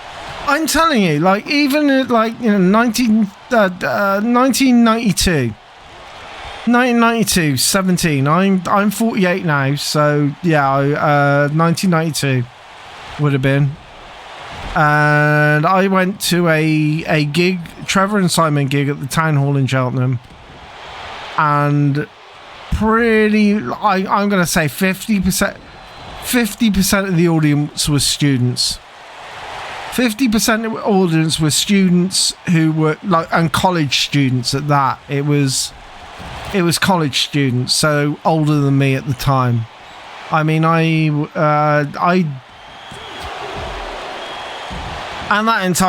point in time, I dropped out of school and shit. So it wasn't until a couple of years later that I ended up going to college. That's an interesting story that I won't get into, but it's interesting Mentuss history.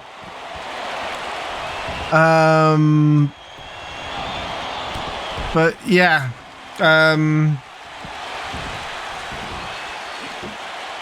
yeah, they were all college students. They were all people from the university, which wasn't a university at that time. At that point in time, it was Cheltenham and Gloucester College of Higher Education. Which was what it was when I went there, actually. It only became a university after I left. I'm wondering if they hold themselves to higher standards now, and they probably don't.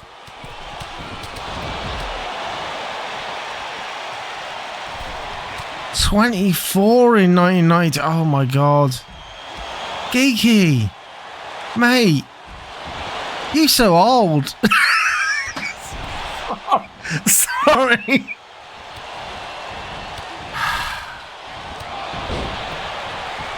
But you know,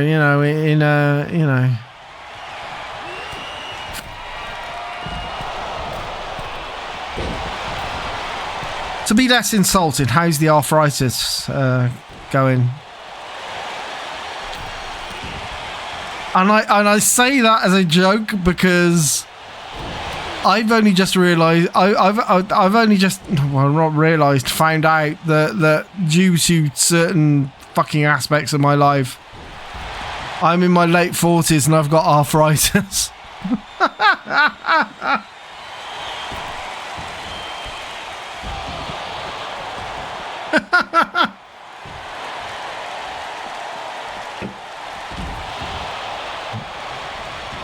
I'm not sure if I've just got arthritis early or if this is the time when you start getting arthritis.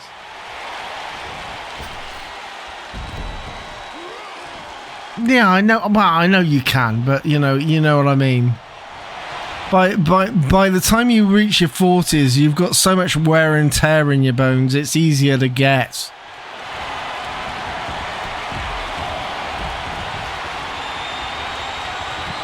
There's a lot of action going on in the ring, and I'm not really paying attention. Steve Davis just choked the fuck out of Doctor Who.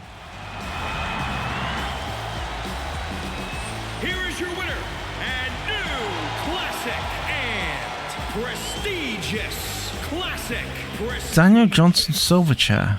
Got arthritis in his hands very young. I like Silverchair. Silverchair were alright back in the 90s.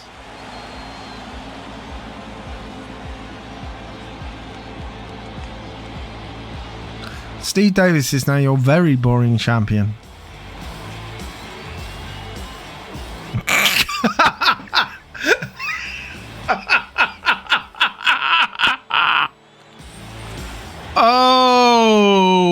Oh, Snooker Luby. Oh,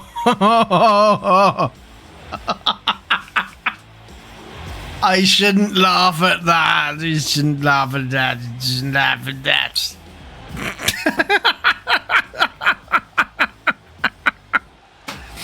Oh, God. That was a quick-witted comeback, and I love it because it was.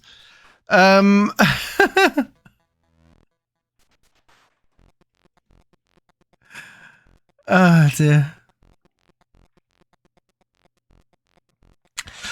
I had arthritis from a young age too, so how do you feel now, Mentuss? Well, I got knocked over by a car about 10 years ago, so I've got an awful lot of stiff shit and an awful lot of broken shit. So I suffer from a horrible trapped nerve at the top of my spine, which is the reason why I'm currently on the medication that I'm on.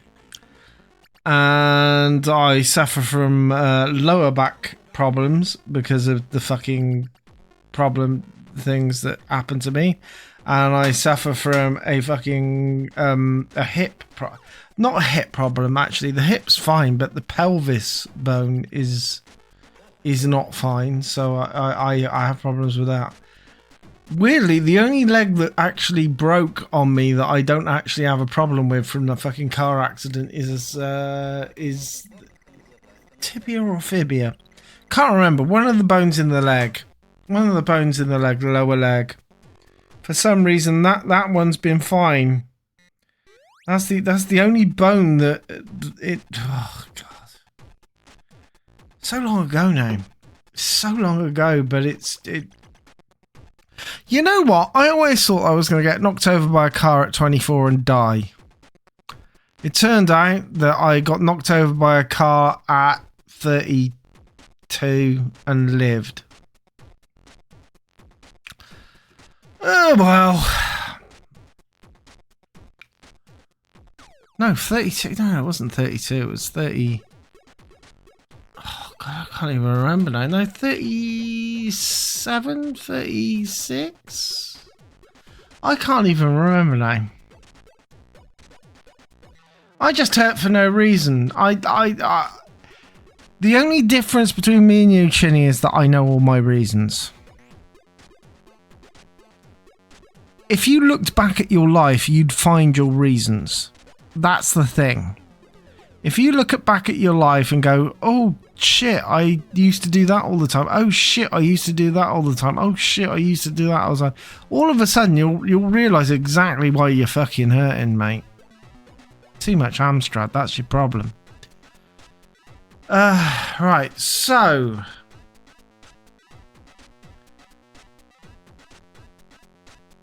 Steve Davis is now our new thingy champion. Our new thingy champion, because I can't remember the name of any other fucking thing. Okay, it's a tag team match. It's Richie. Oh no, it's not. It's not that fucking tag team match. Oh bollocks! You can go away from that. Oh wait a minute, it's Richie and Eddie, isn't it? It's Richie and Eddie. It's a Richie and Eddie tag team match. You know what that means? Do you know what that means?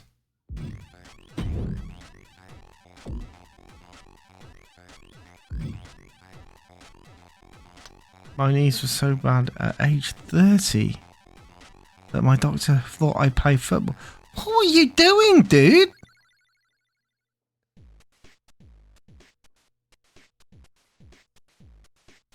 Have you had like kind of, have you done a lot of manual labour? Or Seriously, I'm just wondering. Because you don't get fucked up knees like that unless you've done an awful lot with your knees.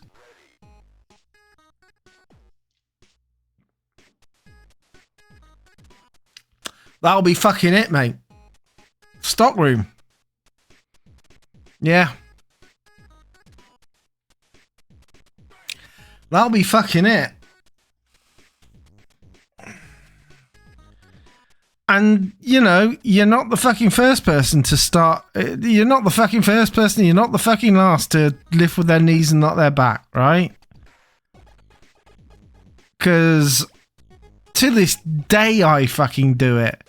Because when you're not hurt, it's easier to do it than do it with your back. It feels awkward to lift with your back. It doesn't feel natural to lift with your back. So you do it stupidly, right? And that's why they tell you. Exactly. Anyway. I'm just going to start this match off. As I said, being Richie and Eddie, Richie and Eddie won the match. It is an Extreme Rules match because Richie and Eddie get to set the rules. It's in their contract.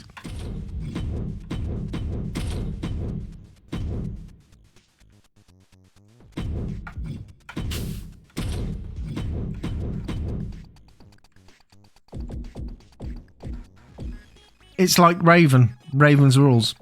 Richie and Eddie's rules.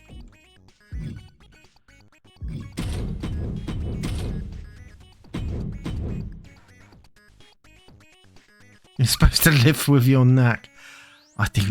You know what? To be quite honest, Lamra, I kind of do that as well. Especially with my arms the way they are, like especially shopping and stuff like that. I buy shopping, and because my arms currently, especially my right arm is absolutely fucked due to this trapped nerve. And what I'll do is firstly, I completely forget that this arm is in pain because it's not in pain anymore. And technically the arm isn't in pain anyway. It's... Sorry, Billy Asco has just gifted a sub to the one and only Chinny Hill. Not sure if... I'm going to assume that's a slip of the fucking mouse, because I'm not sure if you wanted to gift a sub to Chinny.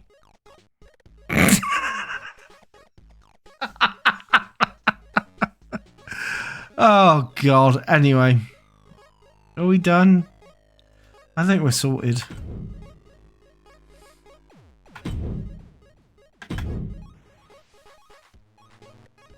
It doesn't matter. I'm just going to, slip that over. Gosh, thank you, but I am a prick. See? Chinny admits he's a dickhead as well.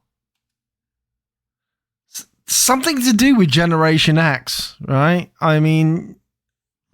I do. I think it's something to do with Generation X. It's like, live whatever way you want to. I'm just a dickhead anyway, and so are the rest of us.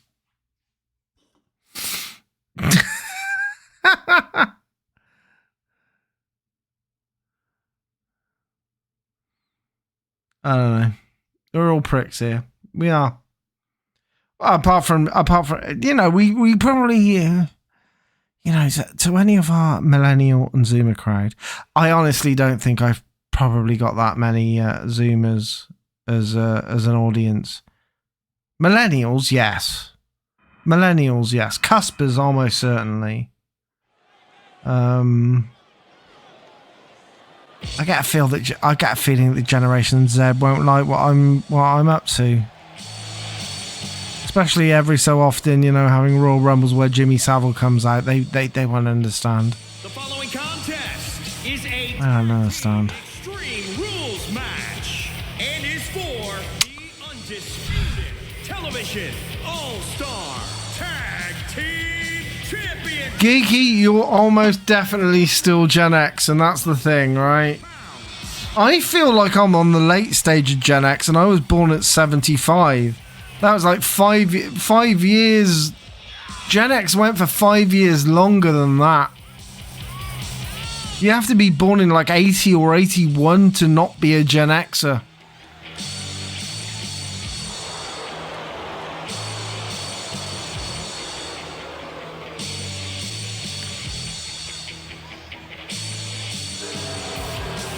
It's the generation that A, don't give a fuck, and B, will fully admit they're dickheads.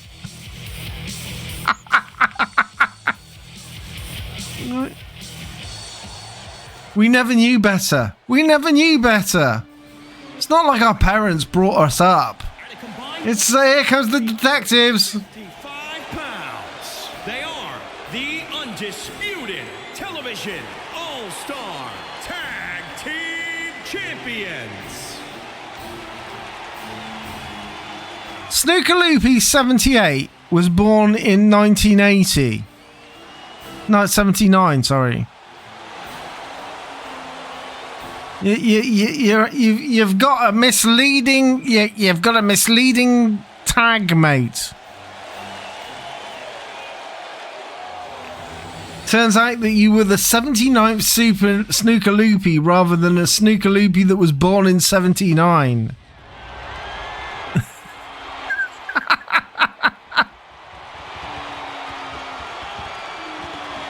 I still quote, the band was Shawaddy Waddy from Hugh Dennis and Wally. Yeah, I can't stop either, to be quite honest. Ah, God, I watched that fucking show with Steve Coogan last night. I binged it. It's fucking terrifying. If even a second of that is how Jimmy Savile really acted, all I can say, I'm hoping that guy is rotting in hell right now, because fucking hell.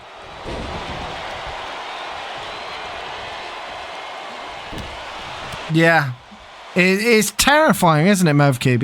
It's really, it shows, like, Steve Coogan should get a fucking Oscar for that. I mean, he's probably going to get a BAFTA for it, but, like, that shit should go. It's creepy, but on the other hand, it is such good acting. Such good acting. Terrifyingly good acting. And Coogan was an impressionist anyway. I'm not sure, but I'm kind of guessing he was the guy that was doing Savile on Spitting Image in the 80s, right? He was probably the one that was doing the Savile on Spitting Image, right?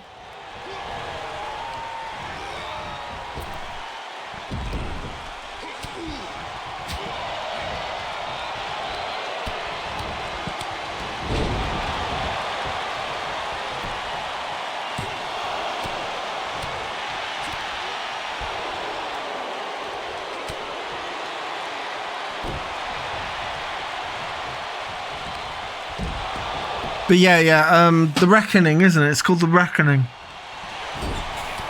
Yeah, that was an uncomfortable watch.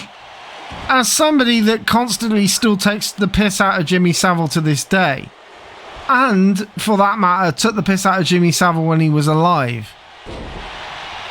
Because, like, the amount of people that were basically taking the piss out of Jimmy Savile on the regular on television, in plain sight, as it were. He was doing it in plain sight, and the people taking the piss out of him were doing it in plain sight, but no one was doing a shit about it. And it's, oh God, I don't know. Feel a bit sick. Feel a bit sick. But then again, I'm still a dickhead, and I still put him in my fucking Royal Rumbles now and again. Because I don't know. Part of me finds it funny. I don't know why. Because you all fucking play a klaxon. And we all know he's a fucking wrong'un.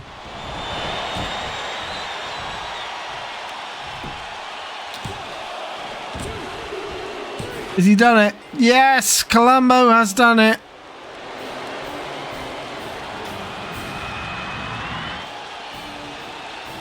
Here are your winners and still the undisputed television The klaxon makes everything okay. champions.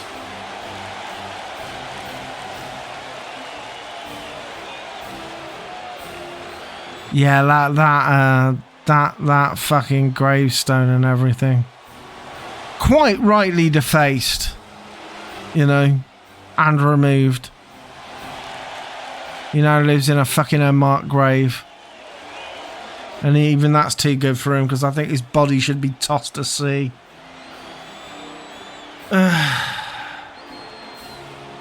Even that's too good for him. What are you going to do for a cunt like that?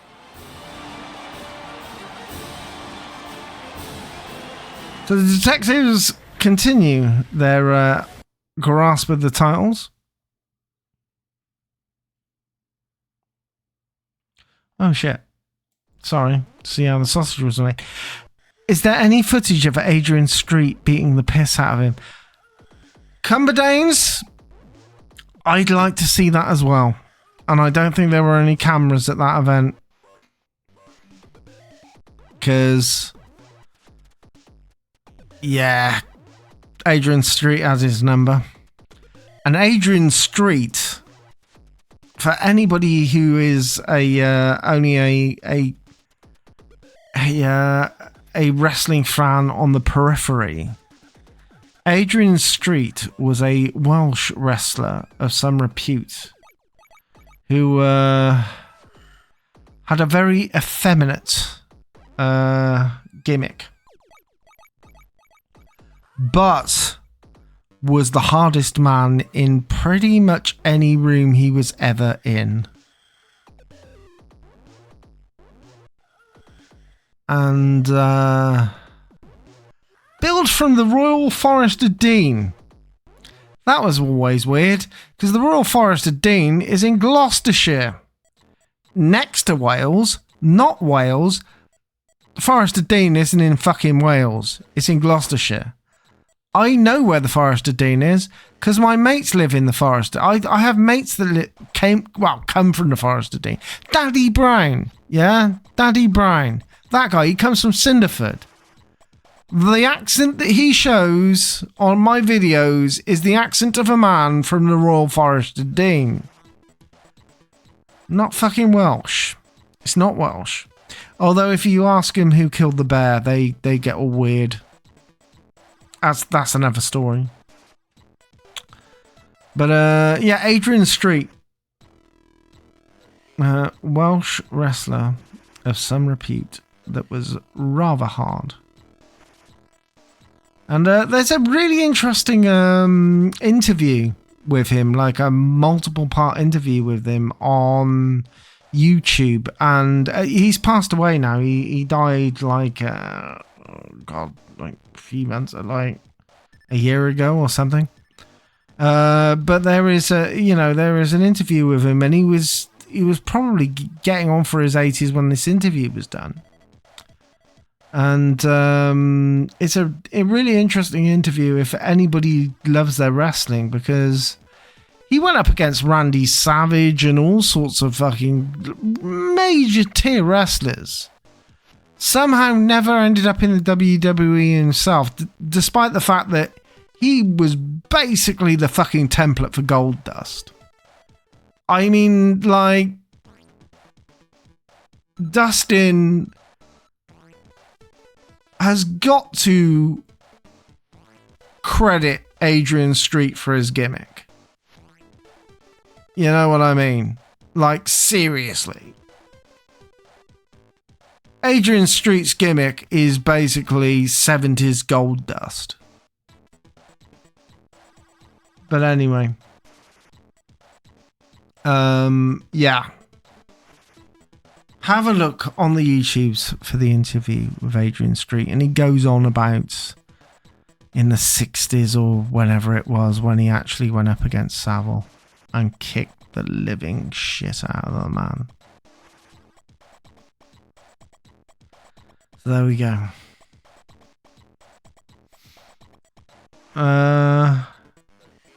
Yeah, Gorgeous George. No. Gorgeous George was an influence, but of course, Gorgeous George was an influence on Street. Street was an influence on Gold Dust. There's a lineage going there. There is a clear lineage, and each one got more and more extreme. You know what I mean, Cumberdanes? Each one becomes more and more, especially sexually, especially the anyway. Anyway, have we only got one match to go tonight? Because we have, oh God. Right, this is the big one tonight. This is the big one where, oh God, my young classic. The Wogue goes up against Brian Blessed. I'm just going to make sure that Nutkins is in on the match. He is. By in on the match, I don't mean in on the match. I can't even predict that.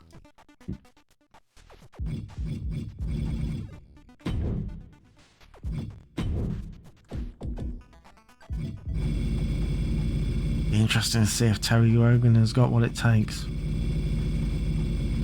to fight Big Bad Brian Blashade.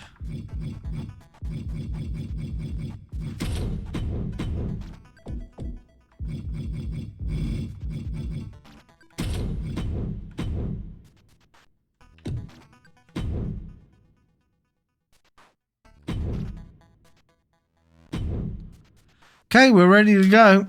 And do I have any beer? I do not have any beer. I'm going to go and get beer and have a wee while it loads up. So, what are we talking about in chat? Hold on. Darts commentator Sid Waddle says suspect apparently got. Right, said Sid Georgia. Well, that's the guy. Les Batterby found one of the Ripper's victims. The fuck? Sorry, I'm just catching up with chat because I was too busy fucking doing stuff online. Doing stuff in the thing.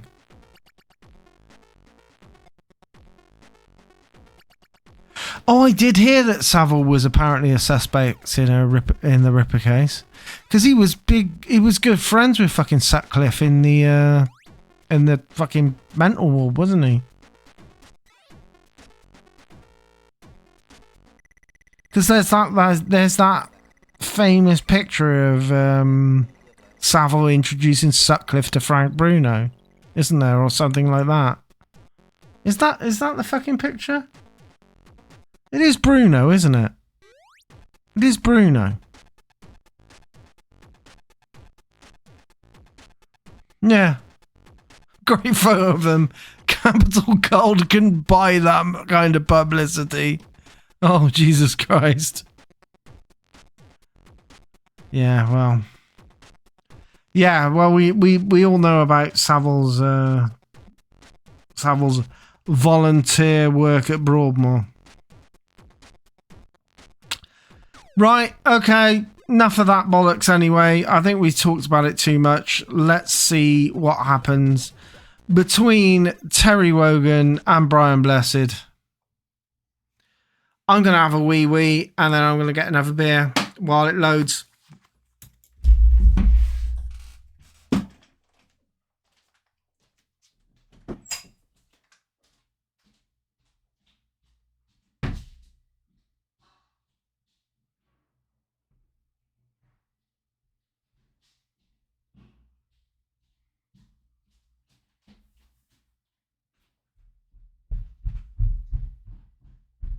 Standard procedure.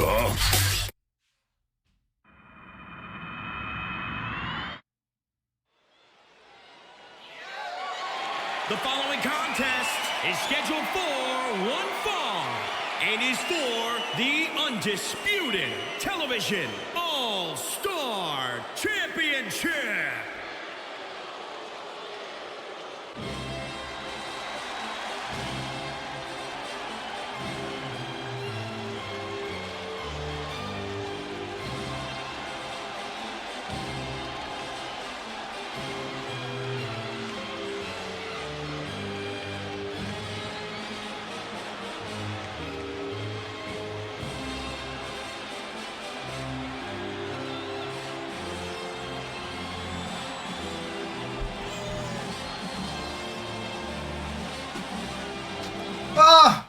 Oh dear. Oh dear, I shouldn't have broken the seal earlier.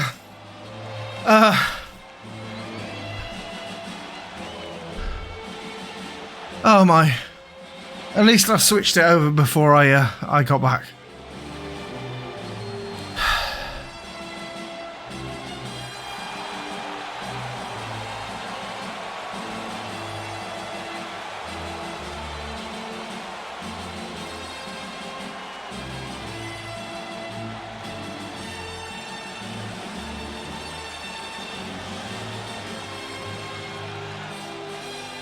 Turn the mic off, oh god. Could you hear me pissing? Procedure. Jesus Christ.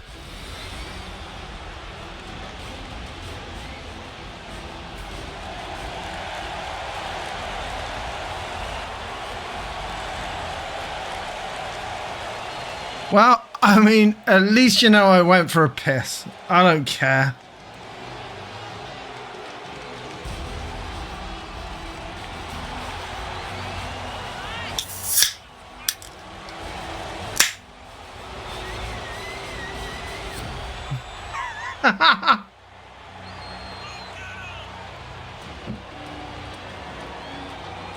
I didn't realise this microphone was that sensitive, to be quite honest.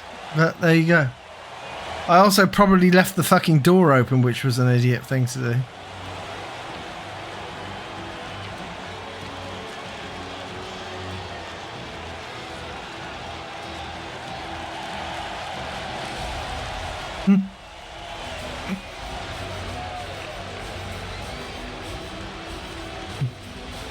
Especially since you don't have a radio mic. I don't have a radio mic. I'm using a fucking mic on a boom. Oh. You know what? Not even embarrassed. I have wheeze. I'm a person that does wheeze.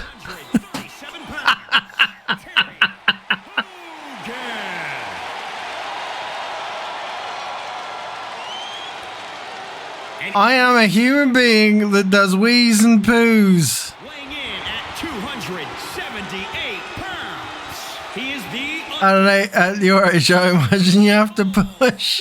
I have to get the last inch height right. Oh god.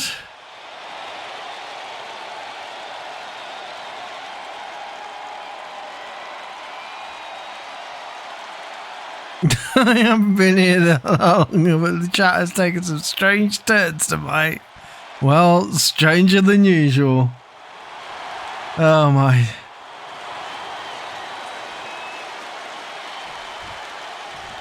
Look at Wogan, the sheer fucking anger on his face. Can Wogan do it? Can Wogan be the man to topple Brian Blessed? Well, anyone can topple Brian Blessed. It isn't like Brian Blessed hasn't been toppled before.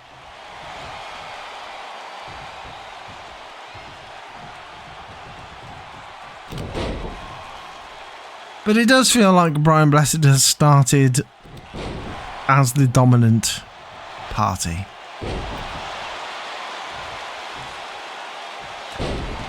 I mean, that all could change. That all could change. I mean, Wogan did just win a Rumble in a very impressive manner.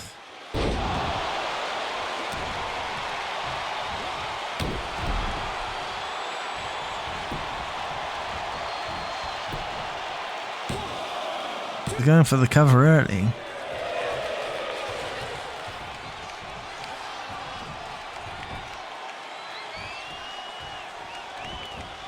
Power slam. Oh, he's just taunting the man.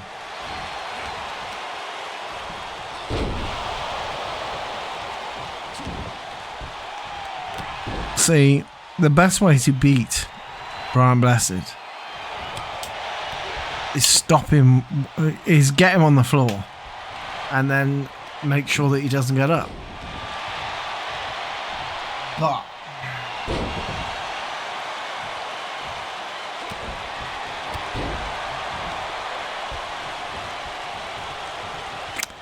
it's not as easy as that. And this is a title match. Oh, fuck. He's got the boxing combo on him. He's going for the aeroplane spin.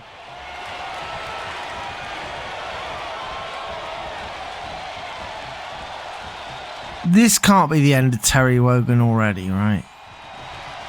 Wogan's going to kick out of this, right?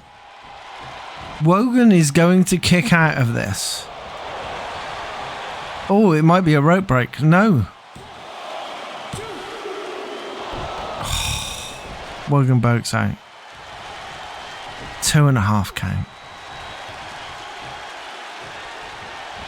Discus punch. If a man can't stand, he can't fight.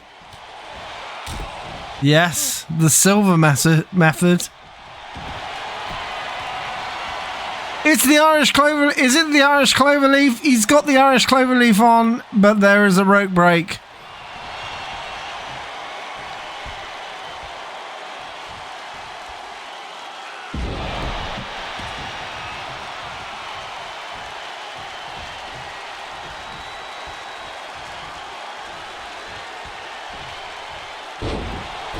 Oh, backdrop. Goes onto the second rope. Beckons him on. What's going to happen? Jumping shoulder barge by the Wogue. 1 count. Not enough. Nowhere near enough.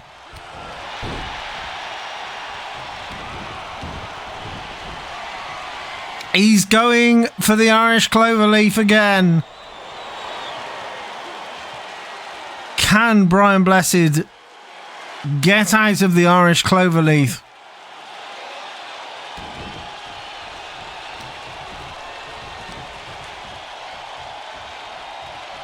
Terry Wogan lining him up for a cover. It's not going to happen.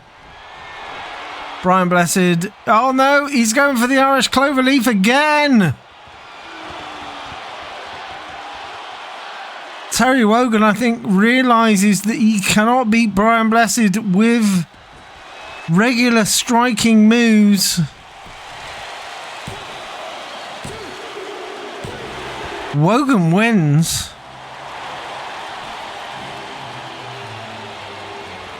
And Nutkins is a no-show. Here is your winner and new undisputed television all-star champion. Standard procedure. This is the first time Wogan's won it.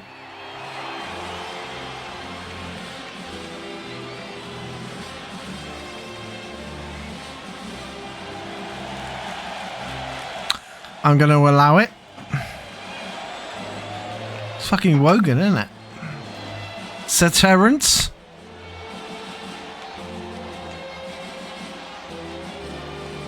Brian always loses the ones that he should beat easy, and then he comes back and completely wrecks them.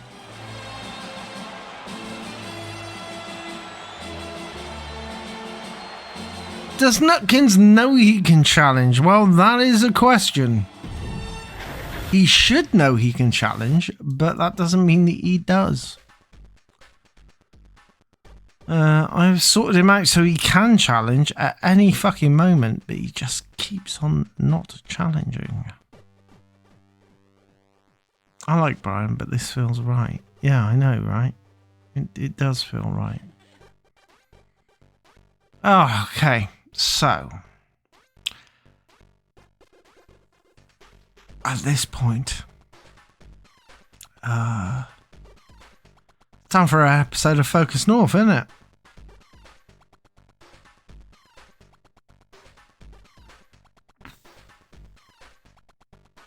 Guess since that's the last match, I should get my Zimmer frame and dawdle off. No, Geeky Chappy, we've got an episode of Focus North to watch. You can't leave. Can't leave. Are you ready for this episode of Focus North? It's episode 9. How have we got to the 9th episode of Focus North already?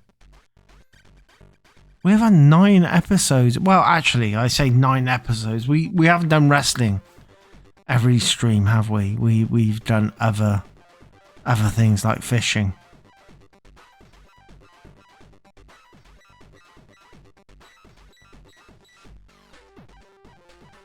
But yeah, Focus North. Oh god, that's not Focus North. What the fuck? I thought I turned that ad off. I hadn't turned that ad off. Hello. Indeed. Right, let's try that again.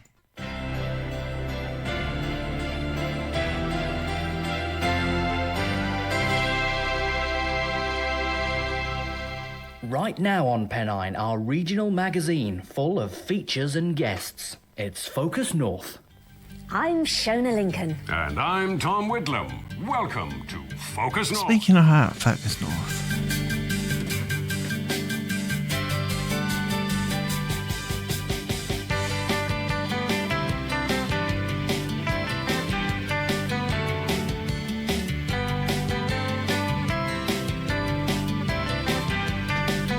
So a few weeks ago, I actually bought a book called The Wisdom of Stupidity. And it's all about Thanks for joining us for our weekly look at the regional stories. the people who made Focus North and the stuff that they made on VHS tapes earlier before. And how they ended up going to make Focus North. What I've done with you, I'm going to beat the fucking shit out of you. And Ed Trotz reminded me that I had it They're only too familiar in this region. yesterday. So I've actually started reading bits of it. A homing rabbit? No. And it turns out that certain people in Focus North aren't too happy about the fact that they were in it. A rabbit called Kate. And they have been removed from the book for legal reasons. Relocated to Udenroyd, accidentally leaving the little bunny behind. Toby thought that he'd never lay eyes again on his beloved rabbit. But eventually, after lots of adventures, the little bunny came hopping back to him 6 days later. Emma Gelding has the story. So the fellow that plays the debt collector and the rugby player and Tash, the guy that died in an earlier episode, he's an ex-porn actor. Beautiful, aren't you? He's an ex-porn actor. Luckily, this little cutie's back in her rightful place. Or actually, probably a current porn actor, I'm not even sure. Toby, And he was high on GHB most of the time. isn't he? Shall we tell you a story, Katie? Shall we? And he has been removed from the book for legal reasons. And like all the photos of him have been blurred out or crossed out. So, Toby, tell us how much you love this lovely little fluff. And the woman there that's actually She's well loved. that's actually doing it there, you'll notice that she isn't actually on the credits of Focus North. Tell me how you managed to leave her behind when you moved premises then. After this, she went on to star in such shit as Peppa Pig and a lot of other shit. I was very distraught. But she's removed herself from the Focus North credits on IMDb. The journey that Katie made. Let's see it. And the woman that plays Shona And I'm going to rub it on for just a few minutes. is not mentioned in the book at all as the actress that she was, and is constantly referred to as Felicity Pendle. The top company in animal-related which is obviously not her name, and there is no actress by the name Felicity Pendle. Considering that I'm almost totally blind and I have a huge tumour. And it turns out she couldn't be asked to remember any of her lines for this. Finally, Toby. And she'd been in shit before, Focus North. She'd been in a lot of shit before. Like, she'd been in EastEnders, she'd been in The Bill, she'd been in lots of shit. But according to IMDb, she wasn't in anything after Focus North. When you finally found her, Katie recognised you, didn't she? Well, most of her old struggle had gone. I mean, when she saw me, all she could do was shiver and whimper.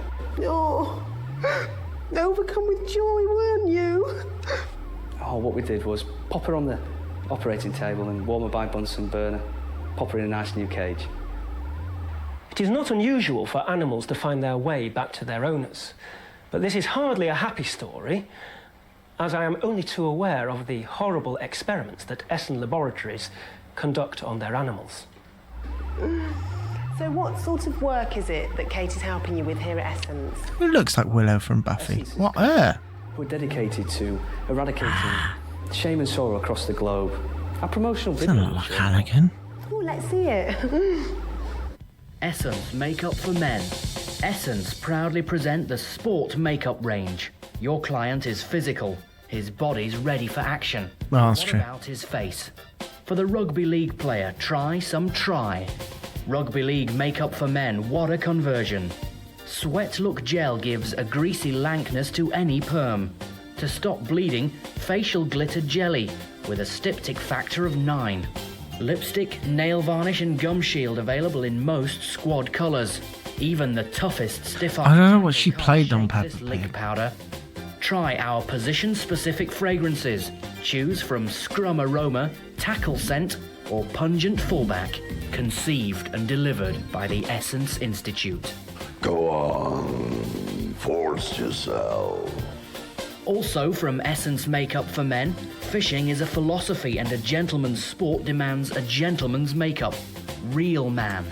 Yes, that toe varnish not only looks great, but with its unique B2 maggot-derived pheromones, it entices those pike that play hard to get.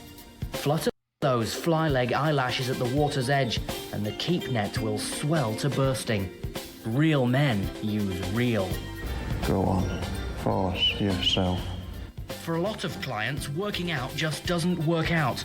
Nobody loves the freak, deal with it. The body is a canvas. Let's paint. Essence Makeup for Men, King Contour Body Sculpture. Totally safe. So many of these pictures are just crossed out. You can even draw a big cock for legal reasons. They just write for legal reasons, crossed out for legal reasons. Force yourself. Thousands know the problem. Hot date, important interview. They wake up with an old man's head. Triathlon no medal winner Martin Allen knows the headache of Clegghead syndrome, but now he can even the score. But yeah, apparently the production company went completely bankrupt shortly after making this. Cover system leaves premature aging in the starting blocks. Bust a wrinkle. Sarah Ann Kennedy, her name is. Credits Peppa Pig, Crapston Villas, Focus North. Sarah played local journalist by the stars. Emma Golding. Cagney, the world's greatest minstrel, has used our products for years. Who do you know who can sing 50 But she's never proper ashamed of Focus North now, so she's taken it off her IMDb and everything. Makeup for men, and oh God, Jesus Christ! Jesus H. Christ! Blackface out of nowhere, fucking hell! Wow, what a marvellous new... Yeah, so Anna M. Golding, her name is. Adorable little cottontails cuddling down into a brand new hutch. She's being cared for properly by Toby and his colleagues. Sarah Bunny, aren't you? Sarah Ann Kennedy, even. Sarah Ann Kennedy. She was Mrs. Rabbit in Peppa Pig, apparently. She was Mrs. Rabbit. She was Mrs. Rabbit in Peppa Pig. Nothing of interest will happen in Yorkshire over the weekend. Yorkshiremen will spend the time... Yeah. She just removed herself from the Focus North credits on IMDb because she was ashamed of it. Amateur Video Club will not be showing their award-winning nature film of two penis flytrap plants spit roasting a bee. The print has been seized by the BBFC film censors and all the club members arrested. The Fat Dyke Male Voice Choir are now not performing a collection of songs by revolting cocks at the massive Enormomong Amphitheatre Morecambe. Italian-American blockbuster movie... So yeah, Peppa Pig. Instead, keen fans... Says that she's got a fucking credit from 1979 on it. That doesn't seem right. Next month. Jeff Boycott's bar mitzvah has been postponed until further notice. She was a writer on Crapston Villas, apparently. As Pete Wardy will be looking at a village that's preserving... A writer and director of Crapston Villas. Coming next, the best of my coming nexts. Coming next, the best of my coming next.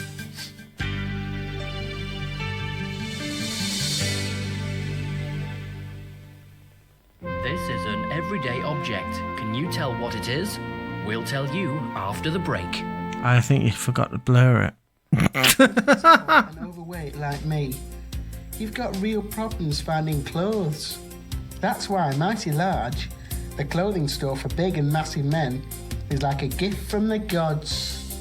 Like a glove, look. Like a glove. Real fitted ones. I feel really confident. Yeah, I remember Crapston Villas. I can't remember watching it though. Large, they have racks of shoes that fit perfectly. You can walk out of the shop in them and stride like a king. Thanks, Mighty Large.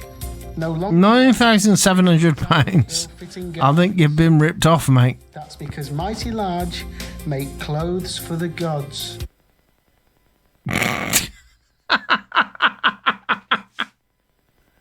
Oh my.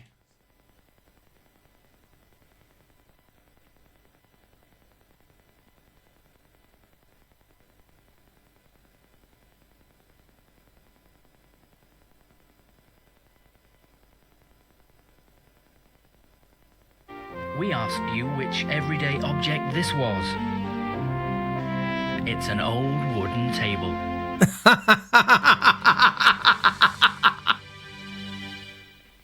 It's great to have you back. Later, we've got Pete Wardy's report on some of the dialects of Yorkshire that, if we're not careful, could become extinct. That's it. That's it. That's no idea what that's talking about. And a local woman shows us how to keep fit the odd modern way. Look at you pile of vomit. But first, we get plenty of letters from you viewers every week. Thanks. And a lot of those letters ask us how we keep the programme looking Apparently, Tom Adams was a bit of a... Well, it may look easy. No, he wasn't a diva. He was apparently a trooper. Dedicated and well-trained crew Everybody on the crew was terrified of him. Shona and I don't always get our presenting right first time. So we here at the Focus North team thought you might... And Tom Adams used to get very pissed off with her not remembering her lines. ...and embarrassing bloomers, as well as some of the best links that me and Shona have done. Oh, no. I know I'm going to regret this, but run VT.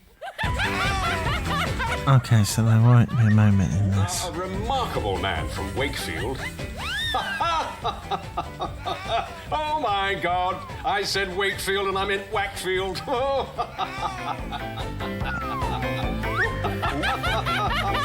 There was.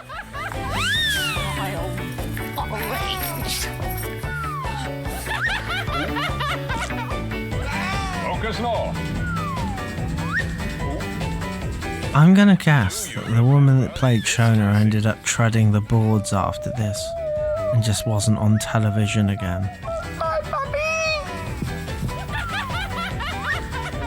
But first, we associate fireworks with loud bangs and smiling faces. But sometimes the bangs get too close to the faces. Then the smiles are gone. Sometimes forever.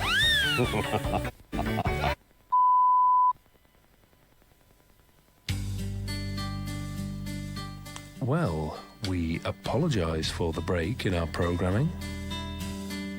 We seem to be experiencing some technical difficulties. Shit. Shit. But we can now return you to...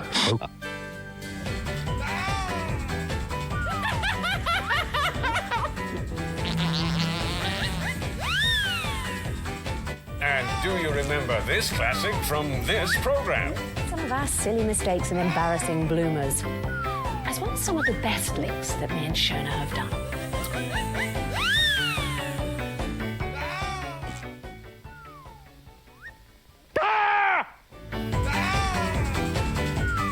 And these are the experiments in different ways of presenting that you never got to see. The most obvious being to give the afflicted an old man's head on a young man's body.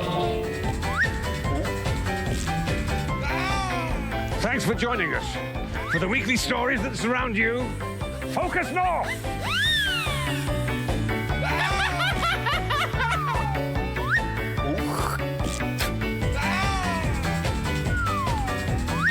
And have you seen this?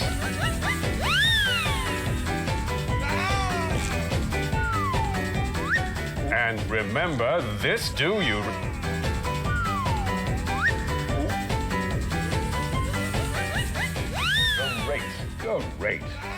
Great fun. Great. Well, And yeah, that was done in real time because there was something behind there. hello. Great. Now then, Shona, I've never known thee to know whether thou was going till thou was coming back. Tom? Now that phrase is just one example of one of the oldest Yorkshire It's pretty clear that Tom Adams was a turn. You know what I mean? and they call it grunt. He might have been doing it for the money, whatever, because it's Tom Adams, and you know what I mean. He's not doing fucking Dam Busters or whatever it fucking was that he was in anymore. You know what I mean? But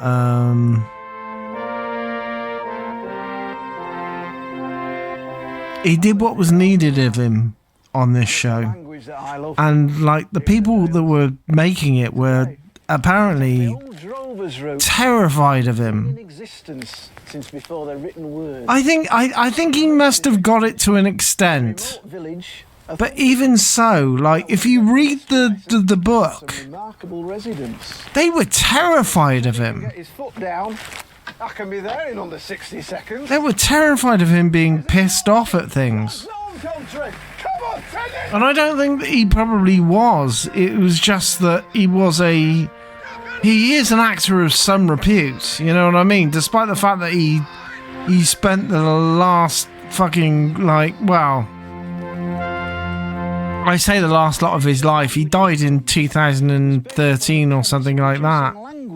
And he was presenting DFS adverts by the 1990s, so you know what I mean? By the time he was on this show, he wasn't getting the good gigs, you know what I mean? He'd stopped getting the good gigs long ago. Isn't it wonderfully? But I mean, you look at Tom Adams' fucking list of shit on IMDb, and you can see that in the 60s he had serious fucking chops. All right. Oh, you both. That's it. He was in The Great Escape. Sorry, he was in The Great Escape. Let's listen to an example of Southern grunt in its purest form, as recorded by film anthropologist Gregson Teat. Listen to this greeting. He was in Z Cars. I know he was in Z Cars. The only people now speaking this form of grunt. He's a lovey. Just put him in front and he'll do it. Comedy, drama, a dick. Yeah, maybe. Maybe he was. I mean, loveys are like that, aren't they? They'll do it for the language comes from the sound of birth, for the joy of theatre. You know what I mean? And the sound of Scots. Let's see footage of the last recorded performance of Grunt Betty Folk, as filmed once again in 1908 by Gregson Teat. And notice the accompaniment, the unique and sometimes fatal instrument, the bag of wind. I mean, he got a turn in The Great Escape, but to be quite honest, it's not a big fucking role. But he was in Emergency Ward 10 the Grunt dialect is an exceptional Cars and UFO and to its purest level. The only name we have for it is Nutton. Dixon and Doc Green. Play 3 separate characters on Dixon and Doc Green. That's like Casualty levels of shit right there. General Hospital. Nutton as caught once again by Teat. Of course he was in Doctor Who. Because of course he was. He was in an episode of Lovejoy. Dialect of Nutton. I have all the episodes of Lovejoy. We could watch an episode of Lovejoy. Thundercliff, this beautiful language is kept alive. Every villager is active in promoting this dialect. And we're off to the it turns out he was in an episode of Casualty really late in his life. Before he retired. Oh my. Imagine being Casualty at the end of your life rather than at the start. Speaking Nutton, the unspoken word of Thundercliff. I have to watch his episode of Lovejoy. Are your children taught Nutton? I have the entire box set of Lovejoy, by the way. Amazing. The language is so subtle as not to be understood by outsiders. They've spoken Nutton here in Thundercliff for so long that all vocal language stopped centuries ago. Their tongues have disappeared and their ears have sealed up. What would Darwin have said if he'd lived here?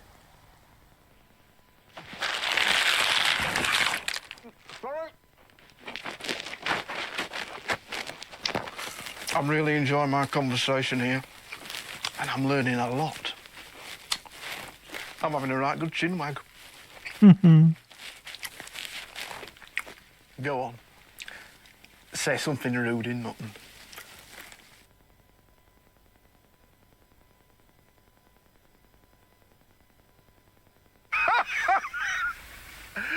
I've had a smashing day out here in Thundercliff, and I hope you've learnt a little about the fascinating dialects around the region. When someone like him gets older than the ones making the programme, they get stroppy, snobby, thinking they know more, and probably do. Yeah, that's a good. This is Yorkshire, God's own country. Come on, let's get good take. Hey, come on, get on the bloody road, for God's sake. That was Pete Wardy. Great. Now, we've just got time for one last item. You may think that me and Tom never seem to leave these sofas. Well, you'd be wrong. I want to know what went on between the people making this and her. Horse jumping. And I enjoy. I want to know what happened. And a spot of. Because as I said, When it in comes the book, man is unbeatable. they don't pretend she doesn't exist. They don't say that anything has been removed for legal reasons. They just call her Felicity Pendle. And she thought she'd make Leonard his own Keep Fit video, starring herself to get him off his pocket. Other people, they blank out, don't mention, and just say that for example, the guy that played Tash and everything, they just say, oh yeah, he was a porn actor. He was on GHB all the time. But her, they actually call by name, but call by the wrong name in the book constantly. And then just say, yeah, she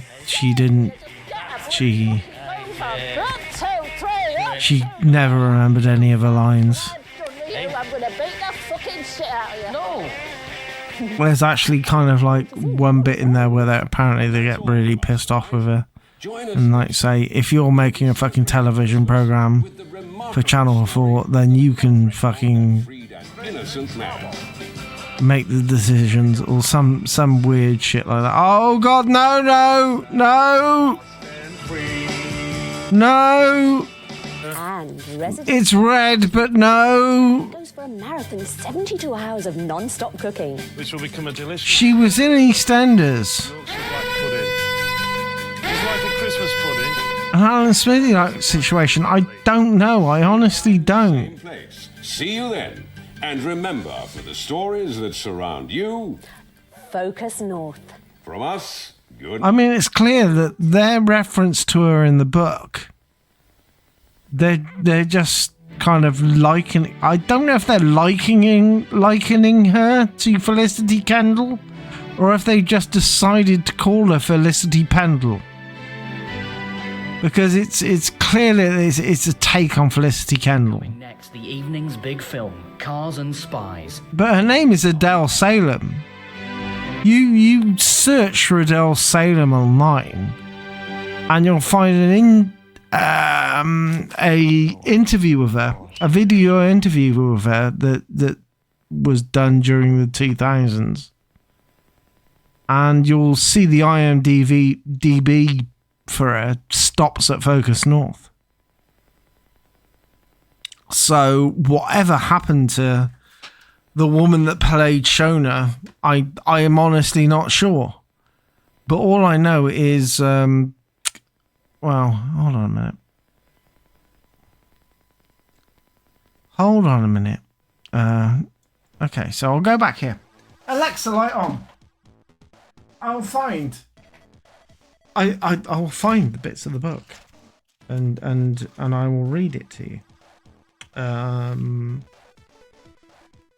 Okay, where are we? Because some of the book is blanked out, and some of the book, especially later on, the later chapters of the book, the earlier chapters of the book have no problem whatsoever, and the later chapters of the book, like, are just blanked out or have photos removed, or it's weird. Yeah, there's one. It's just a big old cross. Like, there are certain points where there is supposed to be a photo and it's just a big old fucking cross. A disgraced pop star. Image removed for legal reasons. I don't even know who that disgraced pop star is, but I'm gonna guess it's Glitter. I don't know. I don't know if they ever got in with Glitter or not. But hold on a minute. Where is the bit that they talked about the ex porn star?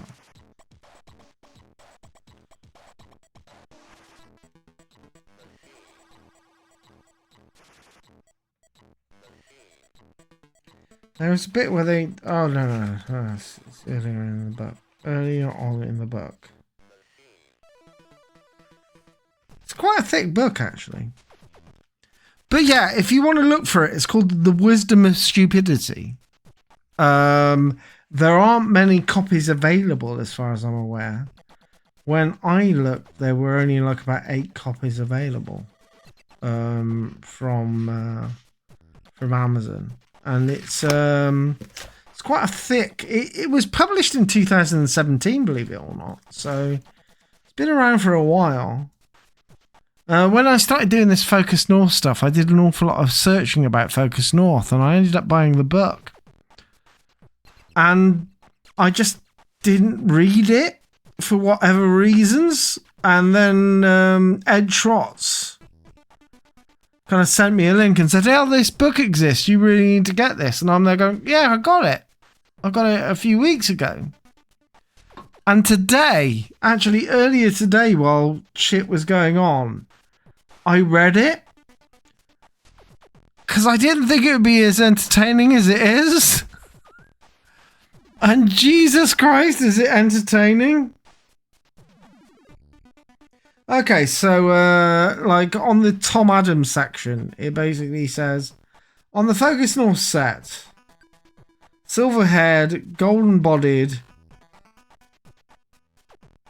pink-fingered acting behemoth Adams was a trooper until he had to act with a room full of chickens.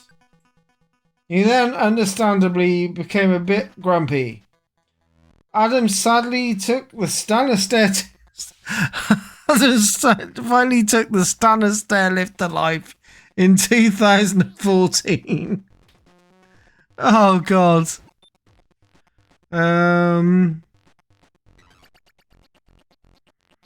It's the bit about the set. Star profile, Stuart Hall.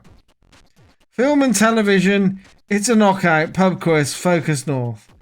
OBE awarded in 2011. OBE removed in 2014. Current position, no longer in prison. Yeah, they really have a fucking go at Stuart Hall. But then again, they were just trying to get as many fucking famous people as possible to appear in their show. And they were getting the people from the lowest rung of the ladder. And when they got them, they were using them as much as they possibly could for the money. So when it came to Stuart Hall, he did one day of shooting. And they just basically interspersed that in their entire fucking show afterwards. And that's the reason why Stuart Hall appears so much in Focus North. Yeah, well, exactly, Lamrat. Exactly. And what can we do about that? Because at the time, we didn't know what fucking Stuart Hall did or was or did. Alright, okay, so... Is this any of the bits about Felicity Pendle? Chapter 38, television production. I think it's in the set. It's in the... when they get to the set. Star profile. Sarah Ann Kennedy. Credits, Peppa Pig, Crapston Villas, Focus North. Skills. Sarah played local journalist Emma Gelding. Brilliantly and hardly ever complained. But she's proper shamed by Focus North now. She's taken herself IMDb and everything. Oh God. More crosses. A disgraced pop star. There are multiple images that are removed based on disgraced pop stars. Image removed. The two lead actors prepared to say some words in the studio. Left to right, female actress, male actor. There is one picture of her from Focus North actually in the picture. There is one picture, and I'm wondering if it's only been accidentally left in here. I honestly think that they've just accidentally left a picture of her in here, because all the way through the book it's right. The producers okay. Studios cost a lot of money, and working quickly is paramount to when showing in one. Therefore, it's recommended that you meet your actors beforehand to address any issues that may arise. So the Focus North producers met with their lead actors Felicity Pendle and Tom Adams in the plush bar of an expensive Leeds hotel the night before the shoot. Over a drink, the producers outlined their plans and asked if there were any problems. Felicity Pendle said she had learned all their lines, and Tom Adams was happy. Unfortunately, on the first day of the shoot, Felicity Pendle had not learned her lines, and Tom Adams was not happy. Should I use an autocue in a studio? An autocue is a display device that projects a script in front of the camera lens so an actor can read his or her lines while looking directly into the lens. This device is an absolute lifesaver if your leading lady has not bothered to remember any of her lines. Small Orange Productions had not bought an autocue, so when it became obvious that the leading actress hadn't learned any of her lines, they were so clueless that they didn't even consider the possibility of renting one.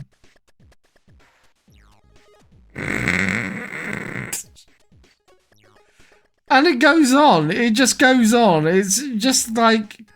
It's a beautiful fucking car crash of a book. Because it's like the book starts with them kind of creating shit on VHS tape. Creating shit small films on VHS tape. Much like Adam and Joe. And, you know, like that post-YouTube era of filmmaking. And it's got all of that in it. And eventually... the television companies came biting. And because they came biting, they created their own production company. And their own production company obviously had to have certain people in control of the production company. And it turns out at least one of these people was signing checks that they weren't allowed to sign. And from what I can gather in here, it basically says that checks were supposed to be signed by more than one person to actually get ratified. But this person who was a production, who was the production head of production or something, was actually signing these checks with without any ratification from the other two people. And, you know, these other two people were possibly Julian Butler and either Julian Butler and Bob Priestley or Julian Butler and Augustine Gus Brucefeld. So it's like one of those three. And apparently they weren't signing off on these checks, and they ended up going bankrupt. It's an insane story. It's an absolutely insane story. And hold on a minute. I'll throw the link. But I don't think there's many other copies online. And maybe I'll actually end up getting them a second printing. Hold on a minute. It's probably better off if I get the link from Ed Trott's post, because then I don't actually have to fucking search for it myself. Oh god, Discord is just closed!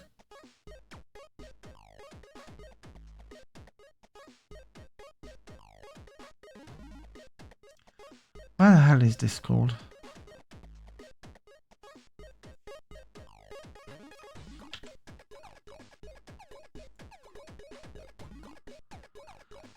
Oh boy. Mr. Hall wants some 12-year-old scotch. Sure, I'll sign. Enough said about that, the fucking bear there.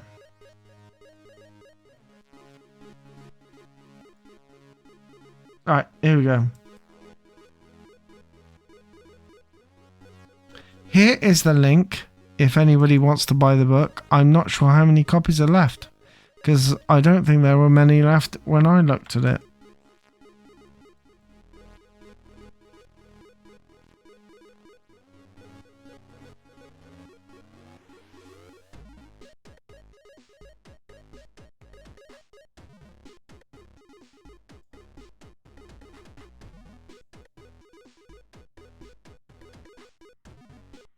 Well, apparently it doesn't say that it's available on Prime anymore, so clearly Prime have run out of their books, but you might be able to pick up a copy. It's an interesting book. I've breezed through it over the course of the last couple of days. Well, the last day actually. That's when Ed reminded me. So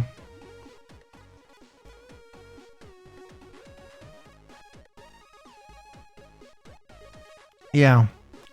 That is the book that basically tells you the story of the people who created Focus North. And it's been available since 2017 or something, and I didn't fucking realise until about 3 weeks ago.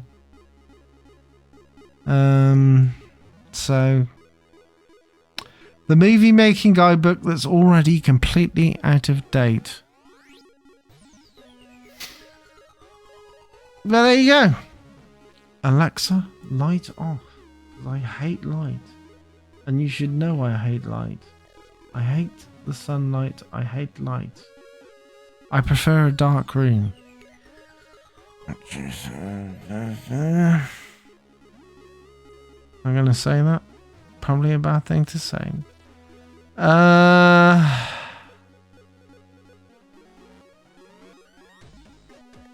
Right.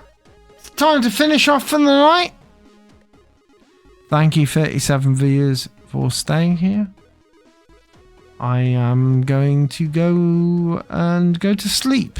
That's what I'm going to do. I am going to go to sleep because I have to go and visit a cat tomorrow. I have to go and visit a cat, a little kitty. And if I do indeed adopt that little kitty cat, I am sure that I will leave a picture on the Twitters or the Instagrams or something, so you can see the little boy. Oh, I so want to make sure. I so want him. I so want him. I do. I so want him.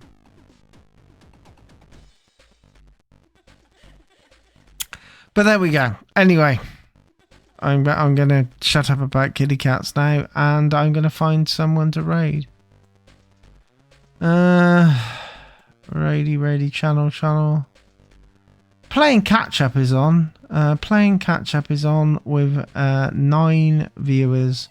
So let's give him a bunch more viewers. He's currently playing Tom Clancy's Ghost Recon Wildlands.